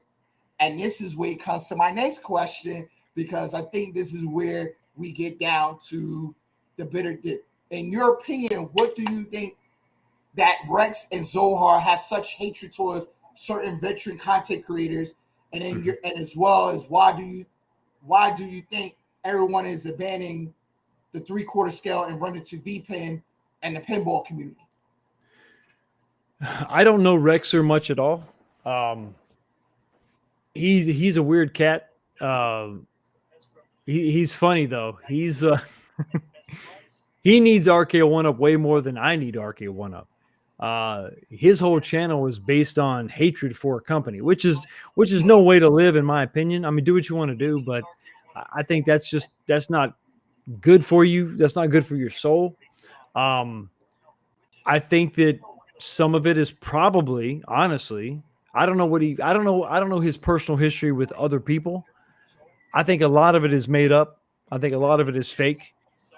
His beef with me is based on zero that I've ever done to that guy. I mentioned him one time. I was on Super Game Room Dudes. I remember this vividly. It's one of the few times I ever mentioned him. He jumped in the chat, or somebody mentioned. I think somebody mentioned him, and I said, "Who?" You know, like I was real dismissive. I was rude. Yeah, I'll be honest with you. I was just being rude to the guy. Yeah, because the dude he does nothing but just trash talk people. So I wanted to make sure that he knew that I thought nothing of him. And I still don't. I don't think much of him. But I think that his hatred for some people in the community, some of it is probably real and it's based on something. But I think a lot of it is manufactured. That guy has been in my comment section. I did a live stream over, like, not the whole Super Bowl, but some of the Super Bowl. It was Sunday, and I do my show on Sunday. And I know I need to be consistent. And if Dallas was playing in the Super Bowl, it might have been a different situation. But since Dallas wasn't playing in the Super Bowl, I did my normal show at the regular time. And some of that took place over Super Bowl. Rexer was in my comment section, like trying to call me out or pretend like I wasn't a real I wasn't like a real football fan, and he was more of a fan. And it was just the saddest attempt at like, look at me. And he's done that several times. And it's just, I think it's manufactured. I think he wants me to say something so that I can be his new enemy of the week. So he may have real legit problems with some people. I know him and John D have serious beef whatever he said to him and back in the day and whatever. But you know, I think that Rexer is just he can't live without that hatred of this home arcade, this silly home arcade, this toy company. He has nothing without that hatred and that combative nature. You know, that's his axe to grind. That's his Lex Luthor to his Superman. You know, it's his Joker to his Batman. That's probably a better analogy. Without him, or without the other one, you wouldn't have the other one, right? They need each other. That yin and yang, right? I think that's what that is. Zohar, I think, is probably, and he said this about himself. He's a narcissist, and so it's more about attention for him. He'll bash me for a little bit, then he'll bash somebody else for a little bit, then he'll bash somebody else for a little bit. Just dog people, run people down. The reason I laugh at these cats, because like, come on, you served, right? You know they wouldn't say this shit to somebody if they were standing in a bar face to face. You don't do that because you're going to get your ass beat.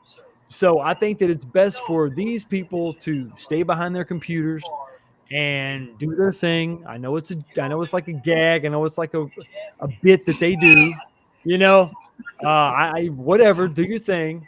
But I think some of that, I think that's all that it is. I think it's just, they're just trying to, they just got to have something to bounce off of.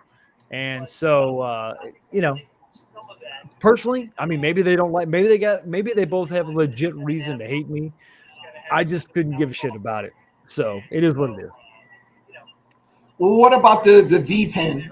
What about everybody banning the V pen and the 3/4 scale? Because I've noticed that there's a shift. Like literally, everybody shifted quick. Like everybody became pinball channels all of a sudden. Man, I'm telling you, dramatic and it was weird. And I was like, what happened? Like, was something said? Because I've noticed that Michael B sold all his recorded scale, mostly like this, his entire collection off. Like, damn, like everybody's selling their shit off. Like, did I miss something? Because I watch pretty closely. I'm a really good study. If anything, like what I've learned being in Brooklyn, New York, is to watch people's movements. Not to really ask questions, but watch your movements. And I noticed that Michael B, like, he was such a diehard, literally. And for him, it's like, well, I'm getting rid of this, I'm getting rid of that, getting rid of this. I know he said, well, I'm doing it so the kids. He had multiple rooms in his house. There was no way. And he was such a fan. He kept a good amount of them. He kept like a lot of them. And even though his room, his office has like the XL and the Pro, and it has the V pen, but his other room, his Genie K was packed. Yeah. And for him to sell it off out of nowhere, it was weird. So I'm going to get your take on that. So I think that I can't say that this search for something new to talk about, a new focus for a channel, I can't say that that's got 0% to do with it. I'm sure it has something to do with it. But because, you know, you want to kind of move on. If you sense that maybe the 3/4 scale, the 3/4 scale content, the companies, the space is kind of dying, it's teetering off, you want to transition to something else. I can't say that it's 0%. I'm sure that it's a part, maybe it's a small factor, but I think it's really, and Michael B has said this several times, he's a very impulsive guy. He's like an all or nothing guy. He gets into something, he goes crazy, and then when he shifts, he dumps the old and goes with the new. The thing I'll say about the pinball, it's so expensive. It's so damn expensive. I like pinball, but I'm not liking it $10,000 worth. And I think that's the reason why you can't really say that they're doing it because of views and all that, because I don't think that's the case. It's not as popular as, you know, 3/4 scale cabinets or the emerging market. I think the home arcade space is still emerging. I think it's still growing. The pinball shift, I think, is honestly these guys that I hang out with, I think it's really what they enjoy. I think they really enjoy it. It is a little bit alienating, even to me, because I'm like, I'm still into arcades. I don't know. I love you. I'm glad you like what you like. And the pinball machines are fun. I'm not going to lie. They're fun. But $10,000, $8,000, I just can't get there. I can't. I mean, maybe when the arcade's finished and I got some money and maybe I can think about it and put something away. But man, I just can't get there. But you're right. It is noticeable. It's very noticeable. I think right now, especially with the VPN, like the At Games 4K, there's more stuff going on there, right? Like this has been a dead year for Arcade One Up. 2 new cabs, everything else been rehashes. The deluxes were a thing, that was something to talk about. But At Games VPN, they pushed forward. It's 4K. It's a reinvestment. They also changed the shape of the pinball machine, making it look more realistic, making it look more like the real thing. Attention to detail. There's more moves being made there. I think there's more to talk about on that because like to your point, Arcade One Up is rehashing. They're not pushing forward. There's nothing really new besides Time Crisis and Fast and Furious. It's just like I think there's not that much to talk about. But yeah, it's a shift. I think it's a shift that I think is born out of their personal excitement about arcade or about pinballs because the home arcade is kind of dead right now. It's a little bit. It's not dead. I'm just saying it's kind of stagnant, right? It's kind of stale. We're all excited. We're waiting for something new to pop, something different to pop. Some more XLs, different titles. So it's not that it's dead. It's just sort of stale. And I think it's easier to pivot and talk about that. But I'm just not there. I can't do that. I'm still into arcades.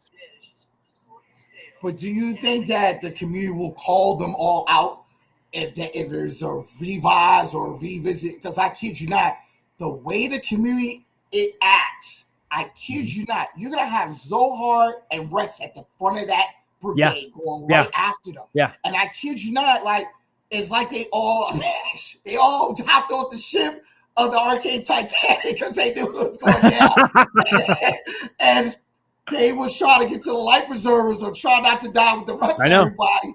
And I hate to see the fact that if it does have an upswing, you might be left alone because there's going to be a lot of people defending you because you have stayed on course with the community, which a lot of some people have.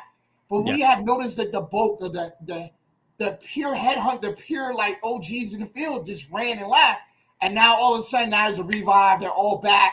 And now they're going to get called out for it. And now they're going to sit there like they're going to catch an attitude. To me, should that affect like, and I hate to ask as a question, but if they do run back, do you feel that the fan base should really look at them as representatives of the community, even though they abandoned it? That's a fair question. That's a fair question. If you as a viewer, whoever you are out there, if you see that shift and you think that they did that because they were just chasing views, and then now something pops from Arcade One Up and you think they're going to swing back. I understand that impression. I get it. I think you need to be honest. You need to be skeptical. You need to challenge people that have channels like me and others. If you call us out, I think that there will be an absolute level of that. Now, listen, when it comes to Rexer, he's going to invent things to bitch about, right? So any little sliver, he will absolutely jump on. And that's his thing. That's his channel. That's what he does. But average viewers, I think, you could have a legit issue with it. And I understand that point of view. I understand where you're coming from. Like people that thought I was a shill. I was talking to John D. I get it. It's up to me to prove myself. It's up for me to continue to do my thing and try to be as honest as possible and let it over time bear itself out. But yeah, I think there's going to be a percentage of people that, say, oh, I thought you were pinball. Now you want to come back.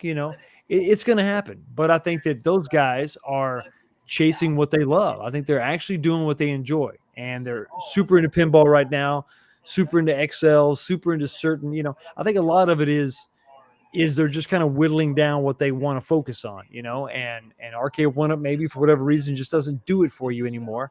So you want to look at something else. But you can do that. And I think they're aware of it. I think they're mature enough. They know that if they try to cover these things again, there's going to be an element of that. But there's a lot of people, they're going to say, man, I'm glad you're back. I'm glad you're talking about this, So, I think will it balance out? I don't know. There will be a certain percent of haters that are always going to be there. There's going to be maybe an increase in those initially. But at the end of the day, if you're a super game room dude, if you're somebody who just has a home space that you're calling your game room, there's going to be products coming in and out, whether it's pinball, VPin, Arcade1Up, iArcade, Ad Games. I mean, these things are going to kind of come and go, and your game room is going to change. If you're trying to kind of keep up with some of this stuff, or maybe your interests are going to change, or maybe somebody comes out with that CAD you really, really got to have, but it's a different company, but you want to give them a shot. Some of that's going to happen over time, but I can see that point of view where people would be like, oh, you were too good for us. You went to pinball and now you want to come back. And I think anybody that does that kind of a pivot is going to have that problem. When I go back and talk to some of those people that are in my old friend groups, when I was talking about Star Wars, it's never been rude or uncomfortable, but that sentiment is there. It's like, okay, well, you were with us and now you just you start talking about arcades. I don't have the cred that I used to have, except for a close group of friends that I still keep in touch with. And, but that's a little bit different. But no, I think you're right. I think it's going to exist. It's going to happen. It's going to give fuel to the fire of the haters. But I think there's going to be some legitimate people that actually have that complaint, and it's totally understandable. Speaking of that, it's like, my thing is like, Arcade1Up was that traditional girlfriend that had, she wasn't pretty. She didn't have the beautiful body, but she was faithful. And then running over to another community, it's like running over to that modern day woman that is curvy, voluptuous. Uh-huh. And then one day she might turn on you. And then you're going to run your happy ass back to that traditional woman. And she's going to tell you, you're going to fuck yourself because she did upgrades. She went to XL. She went to Deluxe. She got prettier. She went and got a bow tie. She got her face done. She got her hair done. And then the fact is, the people that surrounded her at that moment is going to say, well, he didn't want you when you didn't really have anything. Now you do, and now you bring your behind back over here. Yes, there will be people around here to call you out. I think it will take the testament of you handle the backlash that's coming from that at that moment, because you're gonna have to prove more than ever. You remember, you could do a million things right, but do one thing wrong, and everybody holds you to the wrong. And it's sad, and it sucks, but that's how everybody's going to see it, because as soon as Arcade1Up was on a downslide, you basically just ran about your business. And I'm not knocking anybody that is trying to make money from this. At least be honest about what you're doing, because if you had made a video like, the reason I'm leaving Arcade1Up is because I feel there's not enough content, there's not enough CADs. I've been disappointed for years, and there's been content creators that have done it. It's like, I can't do this anymore. As much appreciation have they given me at that moment, I don't feel that my nostalgia can carry with this company because of these very things. But if there's a chance they could get their act together, I'll be back. Yeah. And I think that the transparency for that would go a long way. But if you don't say that and you disappear and then say whatever, and then you run your behind somewhere else and then come back, there will be a lot of ammunition towards you at that moment. And you cannot get personal about it, because the proof, we got receipts. We got a lot of receipts to call you out, and you cannot run away from it. So I just think that everybody needs to be careful. That's the entire community. I think you're allowed to love what you love. You're allowed to like what you like. But I think you should never close doors on people that gave you the opportunity to be where you're at. That's a big thing that I've learned in life. They gave you the opportunity to be the brand that you are. And it's not, and because they're in their downspin, it's not for you to talk maliciously or be a tyrant and then go somewhere else where that company has never gave you any love at all. No love. But now they're rejuvenated. Because I remember At Game used to get shitted on before their cabs came out. Yeah. Their products were horrible. They were disgusting. You found them in like all types of bargain bins everywhere. What saved them was the ALU. I wasn't a fan of it when I first saw it. I saw it. I was like, well, I didn't know what to make of it. It wasn't an arcade one-up. I didn't really like when I seen the mod where you can add games in it. That drew me to it. And being that I had a Sam's Club down the street from me, I bought mine for $500. I kind of got mine and quit. I was looking for it. I'm not saying that.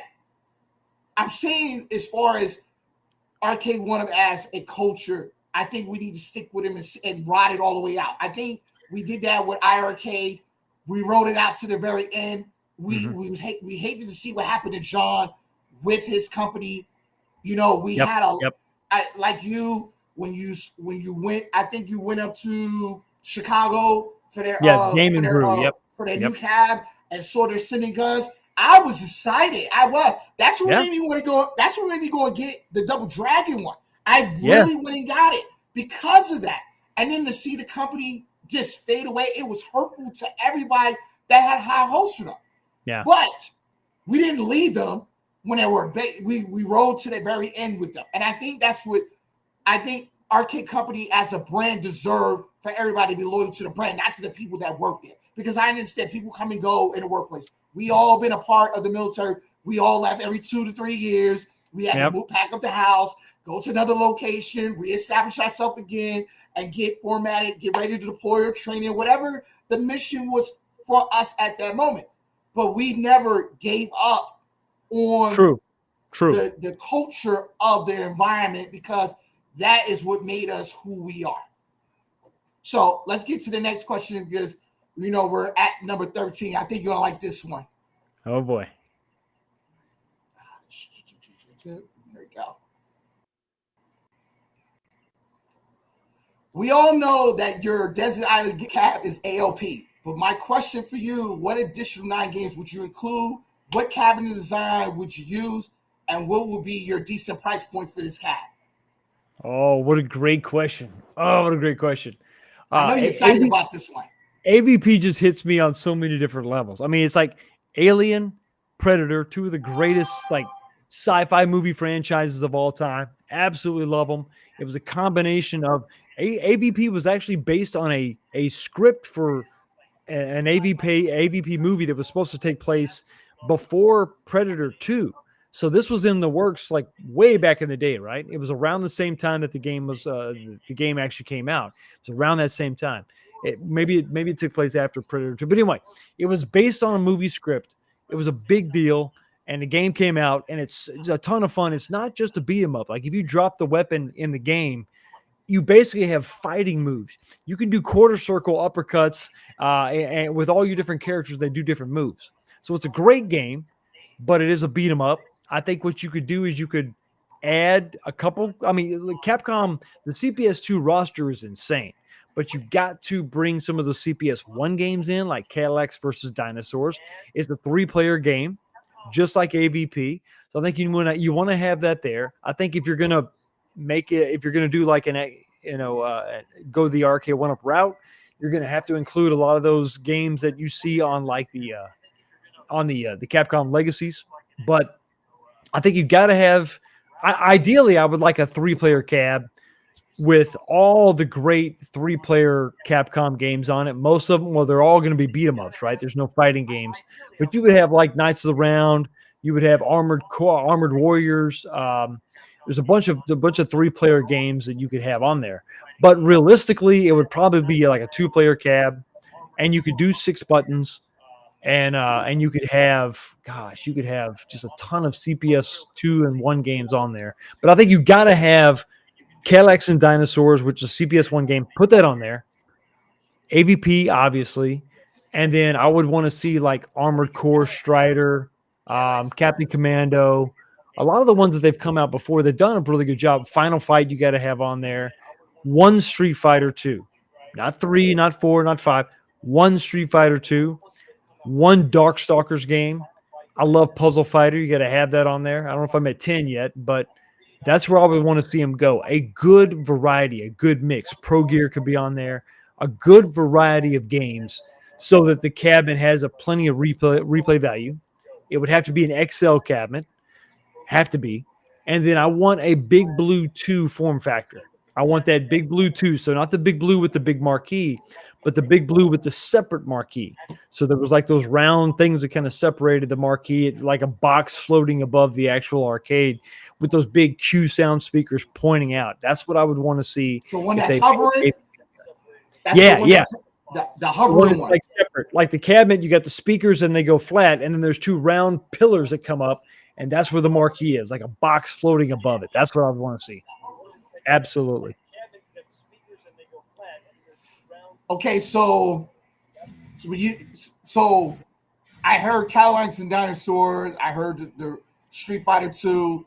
Would you rather have the Street Fighter original or the Street Fighter like the Champion Edition or Road Warrior or Rainbow Edition? We haven't seen Rainbow Edition.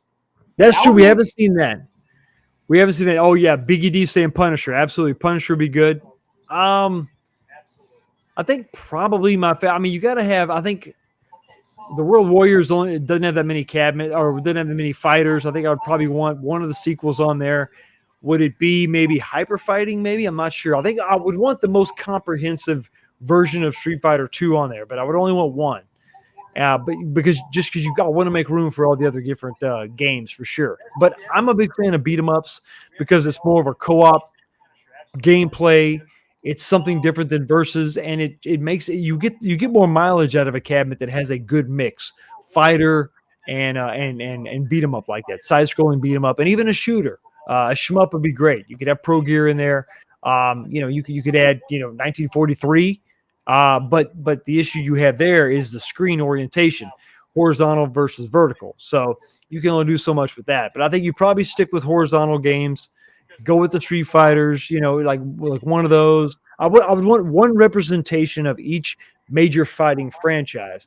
And in a perfect world, I'd like to see a CPS3 game on there too. A fighting game. I'd like to see Red Earth, something different, or maybe JoJo's Bizarre Adventure. Something kind of wild, something kind of different. I just don't want an over-representation of Street Fighter. I don't want it to be a Street Fighter cab that also includes AVP. I want it to be like an AVP cab, but has just a great mix of games. Okay. All right, so let's get to the next question. We got three more left. Let's do it. Through the last 5 years of the home arcade existence, there have been comments from YouTubers, members of the community, speculations on content creators don't play their video game cabs. What would be your rebuttal to the white noise on both sides? Some people like projects. Some people like building things. A lot of modders enjoy the building process, the modding process, more than the playing of the games.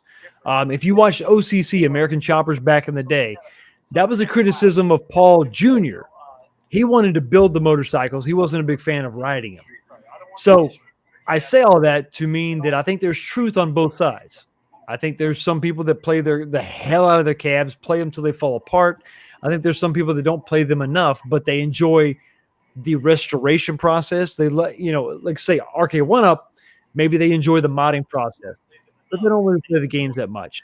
You take an old cabinet, they buy it, it's dirty, it's ragged out, they restore it, and they bring it back to its original glory, and that's what they enjoy more than just the playing of the game.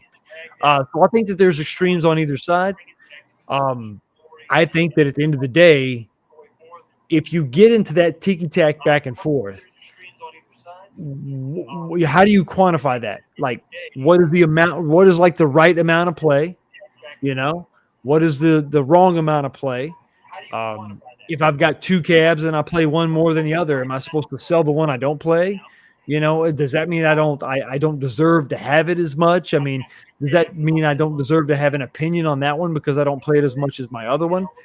I think it's a fair conversation to have. So I think the first thing I got to do is acknowledge there's some truth on both sides.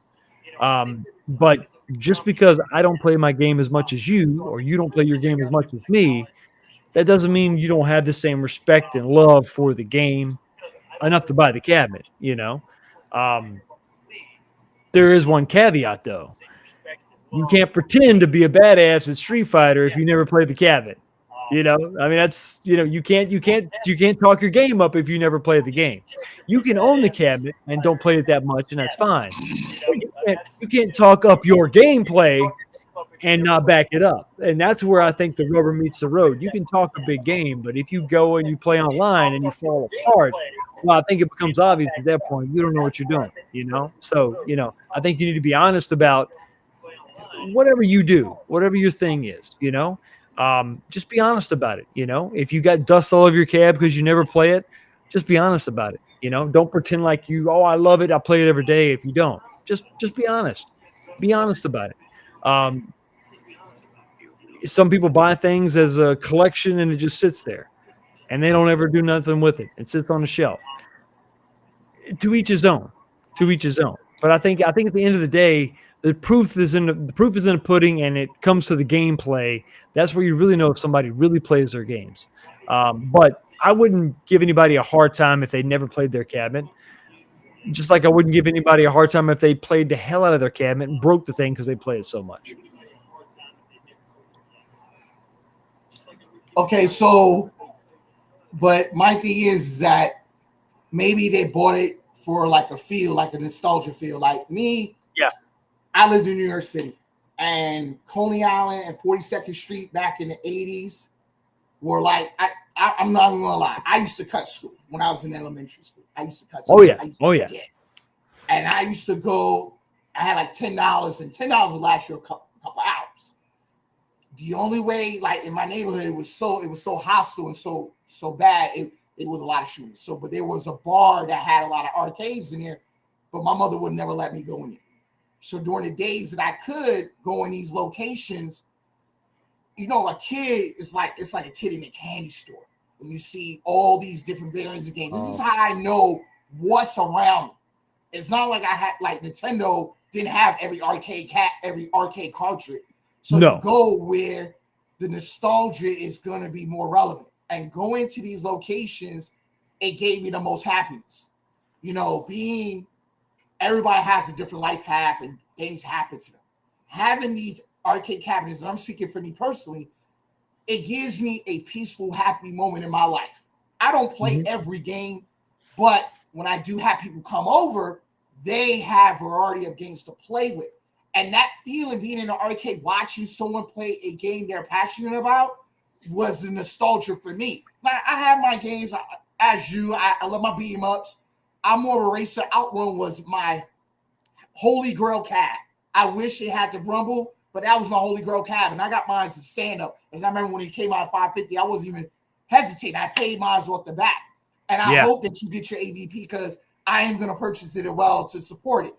But I feel that, the community come at both sides, where there's regular people that don't even play the cab. They'll buy it, play a couple times, and they'll sit in the corner collecting dust. Then you have people with a room full of it. There's no way you can play, and I think that Arcade One of them has, and that's including at games, the pinballs. I think total is like around 90. There's no way you're gonna play all 90 cabs in your household. You're gonna pick and choose what you feel at that moment to play. It's just like playing a multi-K with 15,000 games. You're not gonna play everything. So I think people need to have a realistic thought process. I understand there are leaderboards, and that's the highlight of a cabinet, but that doesn't mean you have to play that cabinet. You have it, it's available, and it's great for what it is at the moment. When there are people that are gangster on Star Wars. I've seen people do rollback on that.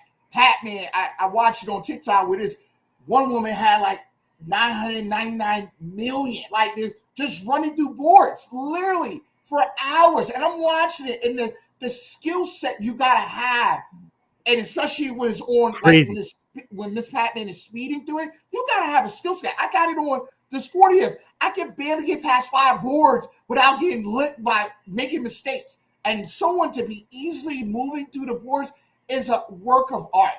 And I kid you not, it's nothing wrong with having the cabs in your collection. It's just up to you when you decide to play it. And I don't think anybody should critique somebody for having it. They can afford it. It's not like they had to come and ask you for the cab. Sure. Yeah. But I feel that if it's in their collection, you should be surprised that all these game room tours, in which I have a lot of them on my channel showing, I love the dimensions. I love the creativity.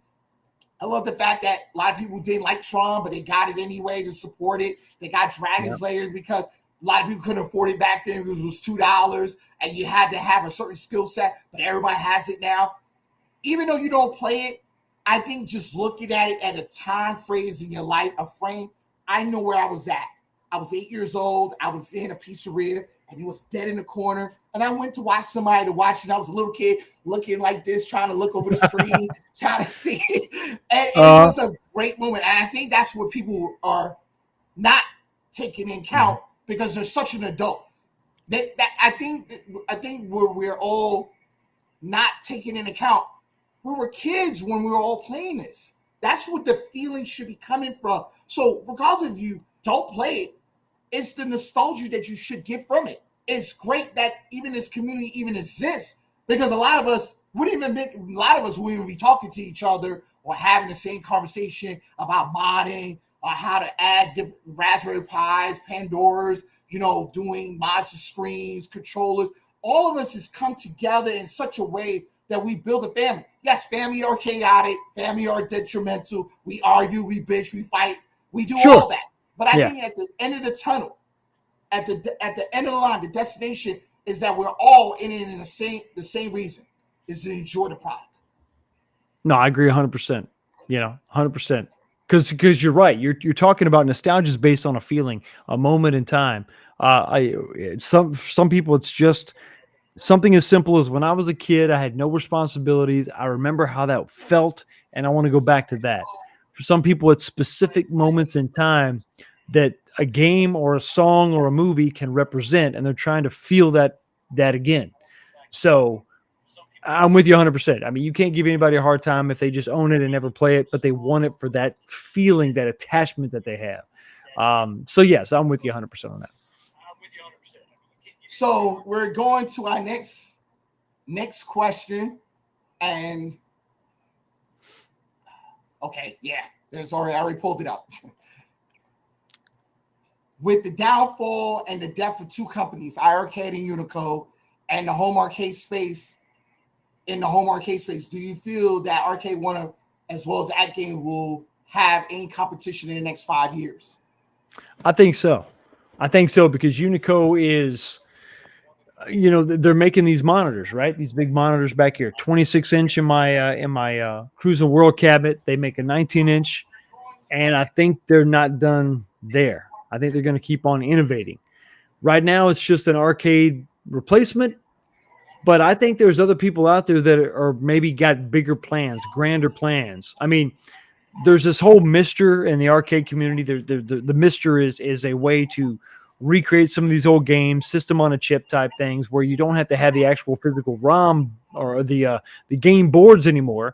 It's all emulated accurately, or it's not emulation; it's a reproduction on the Mister. And there's a whole movement out there to try to do that, which tells me that there's a movement to want to play these games as original as possible, which means there's a movement out there to recreate 1-to-1 scale cabinets. I think that could happen. I think there could be a resurgence for that. If nothing else, to have a couple of generic cabinets that people or businesses can put in bars that's technically new. It's got a new flat screen LCD monitor, but it's a 4x3. It's the correct aspect ratio.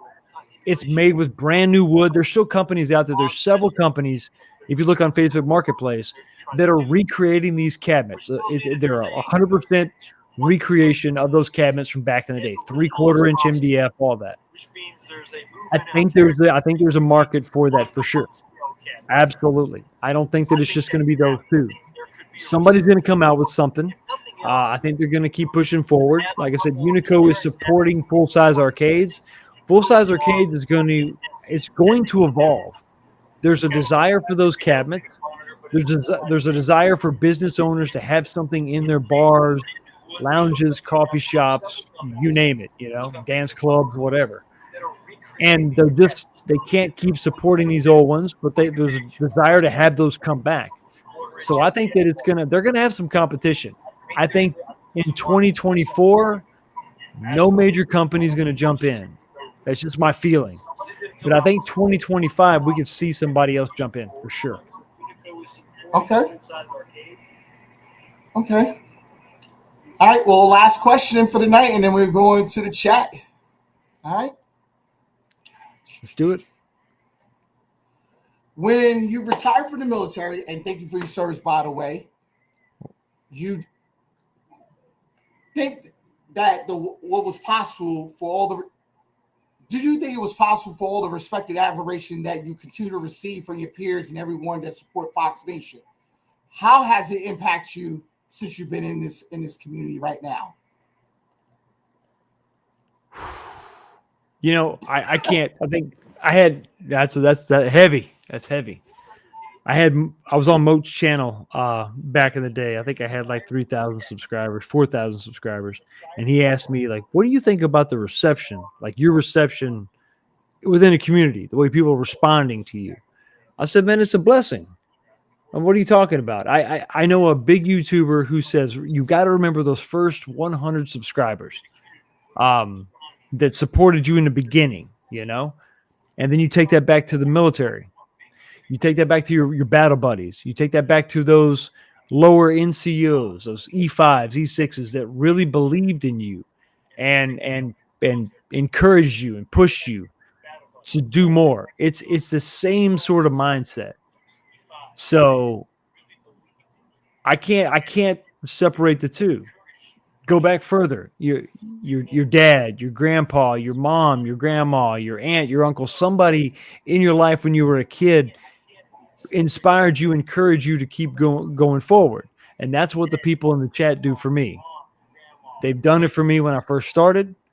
They wanted to talk about this stuff. They wanted to talk about this stuff with me. That was inspiring to keep pushing. So it's not just my military background that I look back on and see the similarities and see the respect from the community and everybody, but it's also looking back even further, how that encouragement, you turn that into motivation to keep pushing forward. And it's been nothing but an honor. It's been fun doing this, you know. There's been a few ups and downs here and there, but you got to let the negativity kind of wash over you, kind of let that just, fall off your back and keep going forward. And it's easy to do when you have all the encouragement that I've had and that other people have had, you know. The negative stuff is far outweighed by all the positive. The people that are, in there, passionate, talking about it, and that's what all this really boils down to. It's the passion for what we love, the nostalgia. It's about, and then the passion drives the conversation, positive and negative, I think. if you look at somebody like Rexer, I think if you could drill down, you can see that he has a lot of passion for this. And that may push him to do some things and say some things that you wouldn't say or I wouldn't say, or maybe it's not the way that we think he should say it or approach it. But I think that there is a passion there. There is a fire. There is a desire for authenticity, for recreation, or for just none of that, and say the only thing that we should have is the original, So I think that's always there. That passion is always there. And so I take both of it back and forth, but I gotta say the good far outweighs the negative. And I think it's just like life. You gotta take it and you gotta push and you gotta get better and you gotta refine, you gotta hone your skills, your channel, your job, your life, your marriage, all that. That's just the way you have to approach everything. And I'm just, I think it's like Legos, right? It all just builds on itself, and you keep pushing forward. Okay. Well, we're at the very end, and we got one question for you, Fox. Ask Fox, why the heck does he stream? I know. Why did I pick Sunday night? What the hell was I thinking? Yeah, it was a night that nobody else was doing. It was a night that nobody else was doing. Well, Fox, I appreciate you coming on. I appreciate you. I wish you so much love. I watch your content every week faithfully. You know, the days that you're not around on a Sunday, it really throws my whole week off. Watching your content is definitely inspiring for all future content creators, and I think that we all need to watch you because you are pretty much the focal point of what we all strive to be, and we all of us wish you the most success, and we hope that you get that platinum plaque, hopefully with your name on it, with the 19K Fox on it. I know that'll be extraordinary. I mean, I don't know if you got an MSN walking out the Army, but I think that'll be equivalent to that when you walk out of here. Because I know a lot of in your field, I know you got a bunch of archives. I got a few MSN because I'm a quartermaster, so I was able to maneuver a little bit different from y'all because y'all chain of command is ruthless over there. I used to go over there and push your asses out. And, you know, being a fueler is a little bit different because I have more control than having someone try to tell me about my job that is more book and college oriented. It's not something that you can learn. But I have highly respect for every MOS that come through there. It's just that when a lot of y'all transition out the military, and I look at the awards y'all get from over there, I feel like a lot of y'all are shortchanged because a lot of y'all do things that it's not possible. You know, the amount of time y'all stay in the field for 30 days, the be inside of a tent or Bradley or Abrams, being in a Humvee, being you know, going out there doing your exercises. Like, people don't understand that what I see is I feel like some of my awards should go to y'all because even though I've done some impressive things, but it's nothing compared to what you do. And I know what you've done because I've watched it, even though I don't be in the field as often as y'all, but I do come out there and I do watch. And being that I am a Ranger, I have to come and I have to kind of put myself at a private to kind of listen to a sergeant that's probably been doing it for 3 years in your MOS. And I remember, you know, I was at Fort Hood, and I had a 19 series, and I folded in the back of the ranks. I'm an E5. You see my Ranger tabs on me. I had a Ranger stove. Yeah, I should be a badass, but apparently I came to learn. Like, I'm more receptive. I have a degree, so I'm more receptive to understand that you cannot move anything unless you know how to maneuver an inch. However, that sergeant of 3 years taught me more than I ever learned about anything. And he was only 23 years old. When I put in for an award for him, his chain of command felt like he was just doing his job. But you realize that he has to get promoted too. There's a point system with all of us. You know, 798 is a lot, but I know your field is like 500, give or take. Mine was like, for E5 was like 798. So I had to kind of strive a little bit more. That's crazy. But what I would say is that I know how impressive for you to bring that kind of information and apply it to as a YouTuber, as a content creator. And I want to thank you for what you have done for all of us.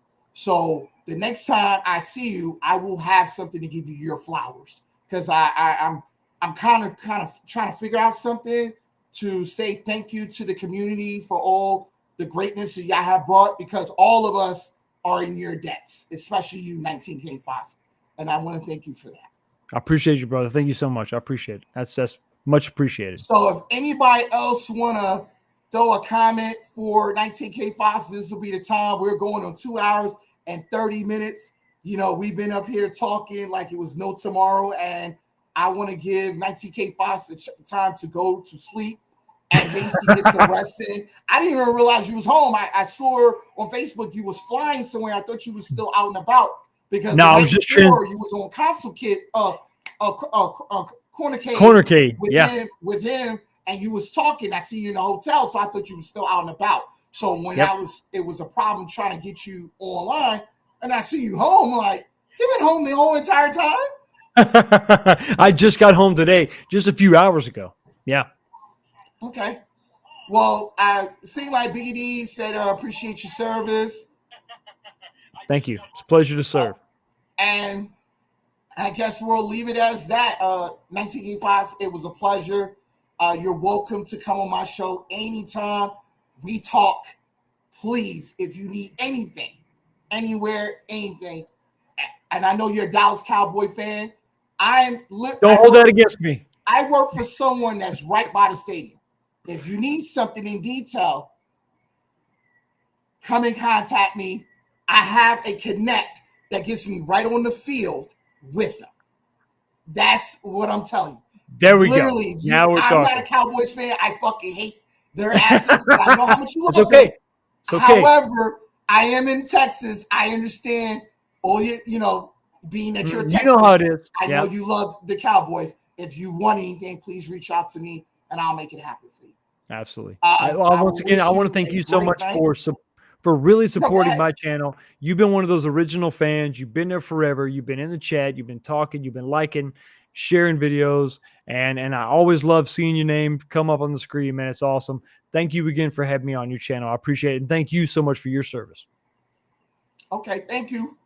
We're going to shut it down for the night. 90K, everybody in the chat that stuck around. I appreciate all y'all chats. We need to do this again down the road. I'll probably see you next year because it's going to be a while. I want to kind of get some other content creators like Biggie D, Corner K, and I want to pick their brains because, kid you not, I got questions for them. I have something special. I'm going to try to get a certain guest on here to basically, I think we all want to question someone for something. Hopefully I can get him on the channel and we can have an open dialogue and ask the questions we need to ask, because I think this is something that needs to get out in the open, and hopefully he'll be receptive to come on. So I think you'll be my first guest, but the next time I see you, I will have something for you. You just got to tell me where to send it, and we'll talk offline when that does happen. Absolutely. Gentlemen, thank you. Have a great night. I will see you when I see you. Thank you. God bless.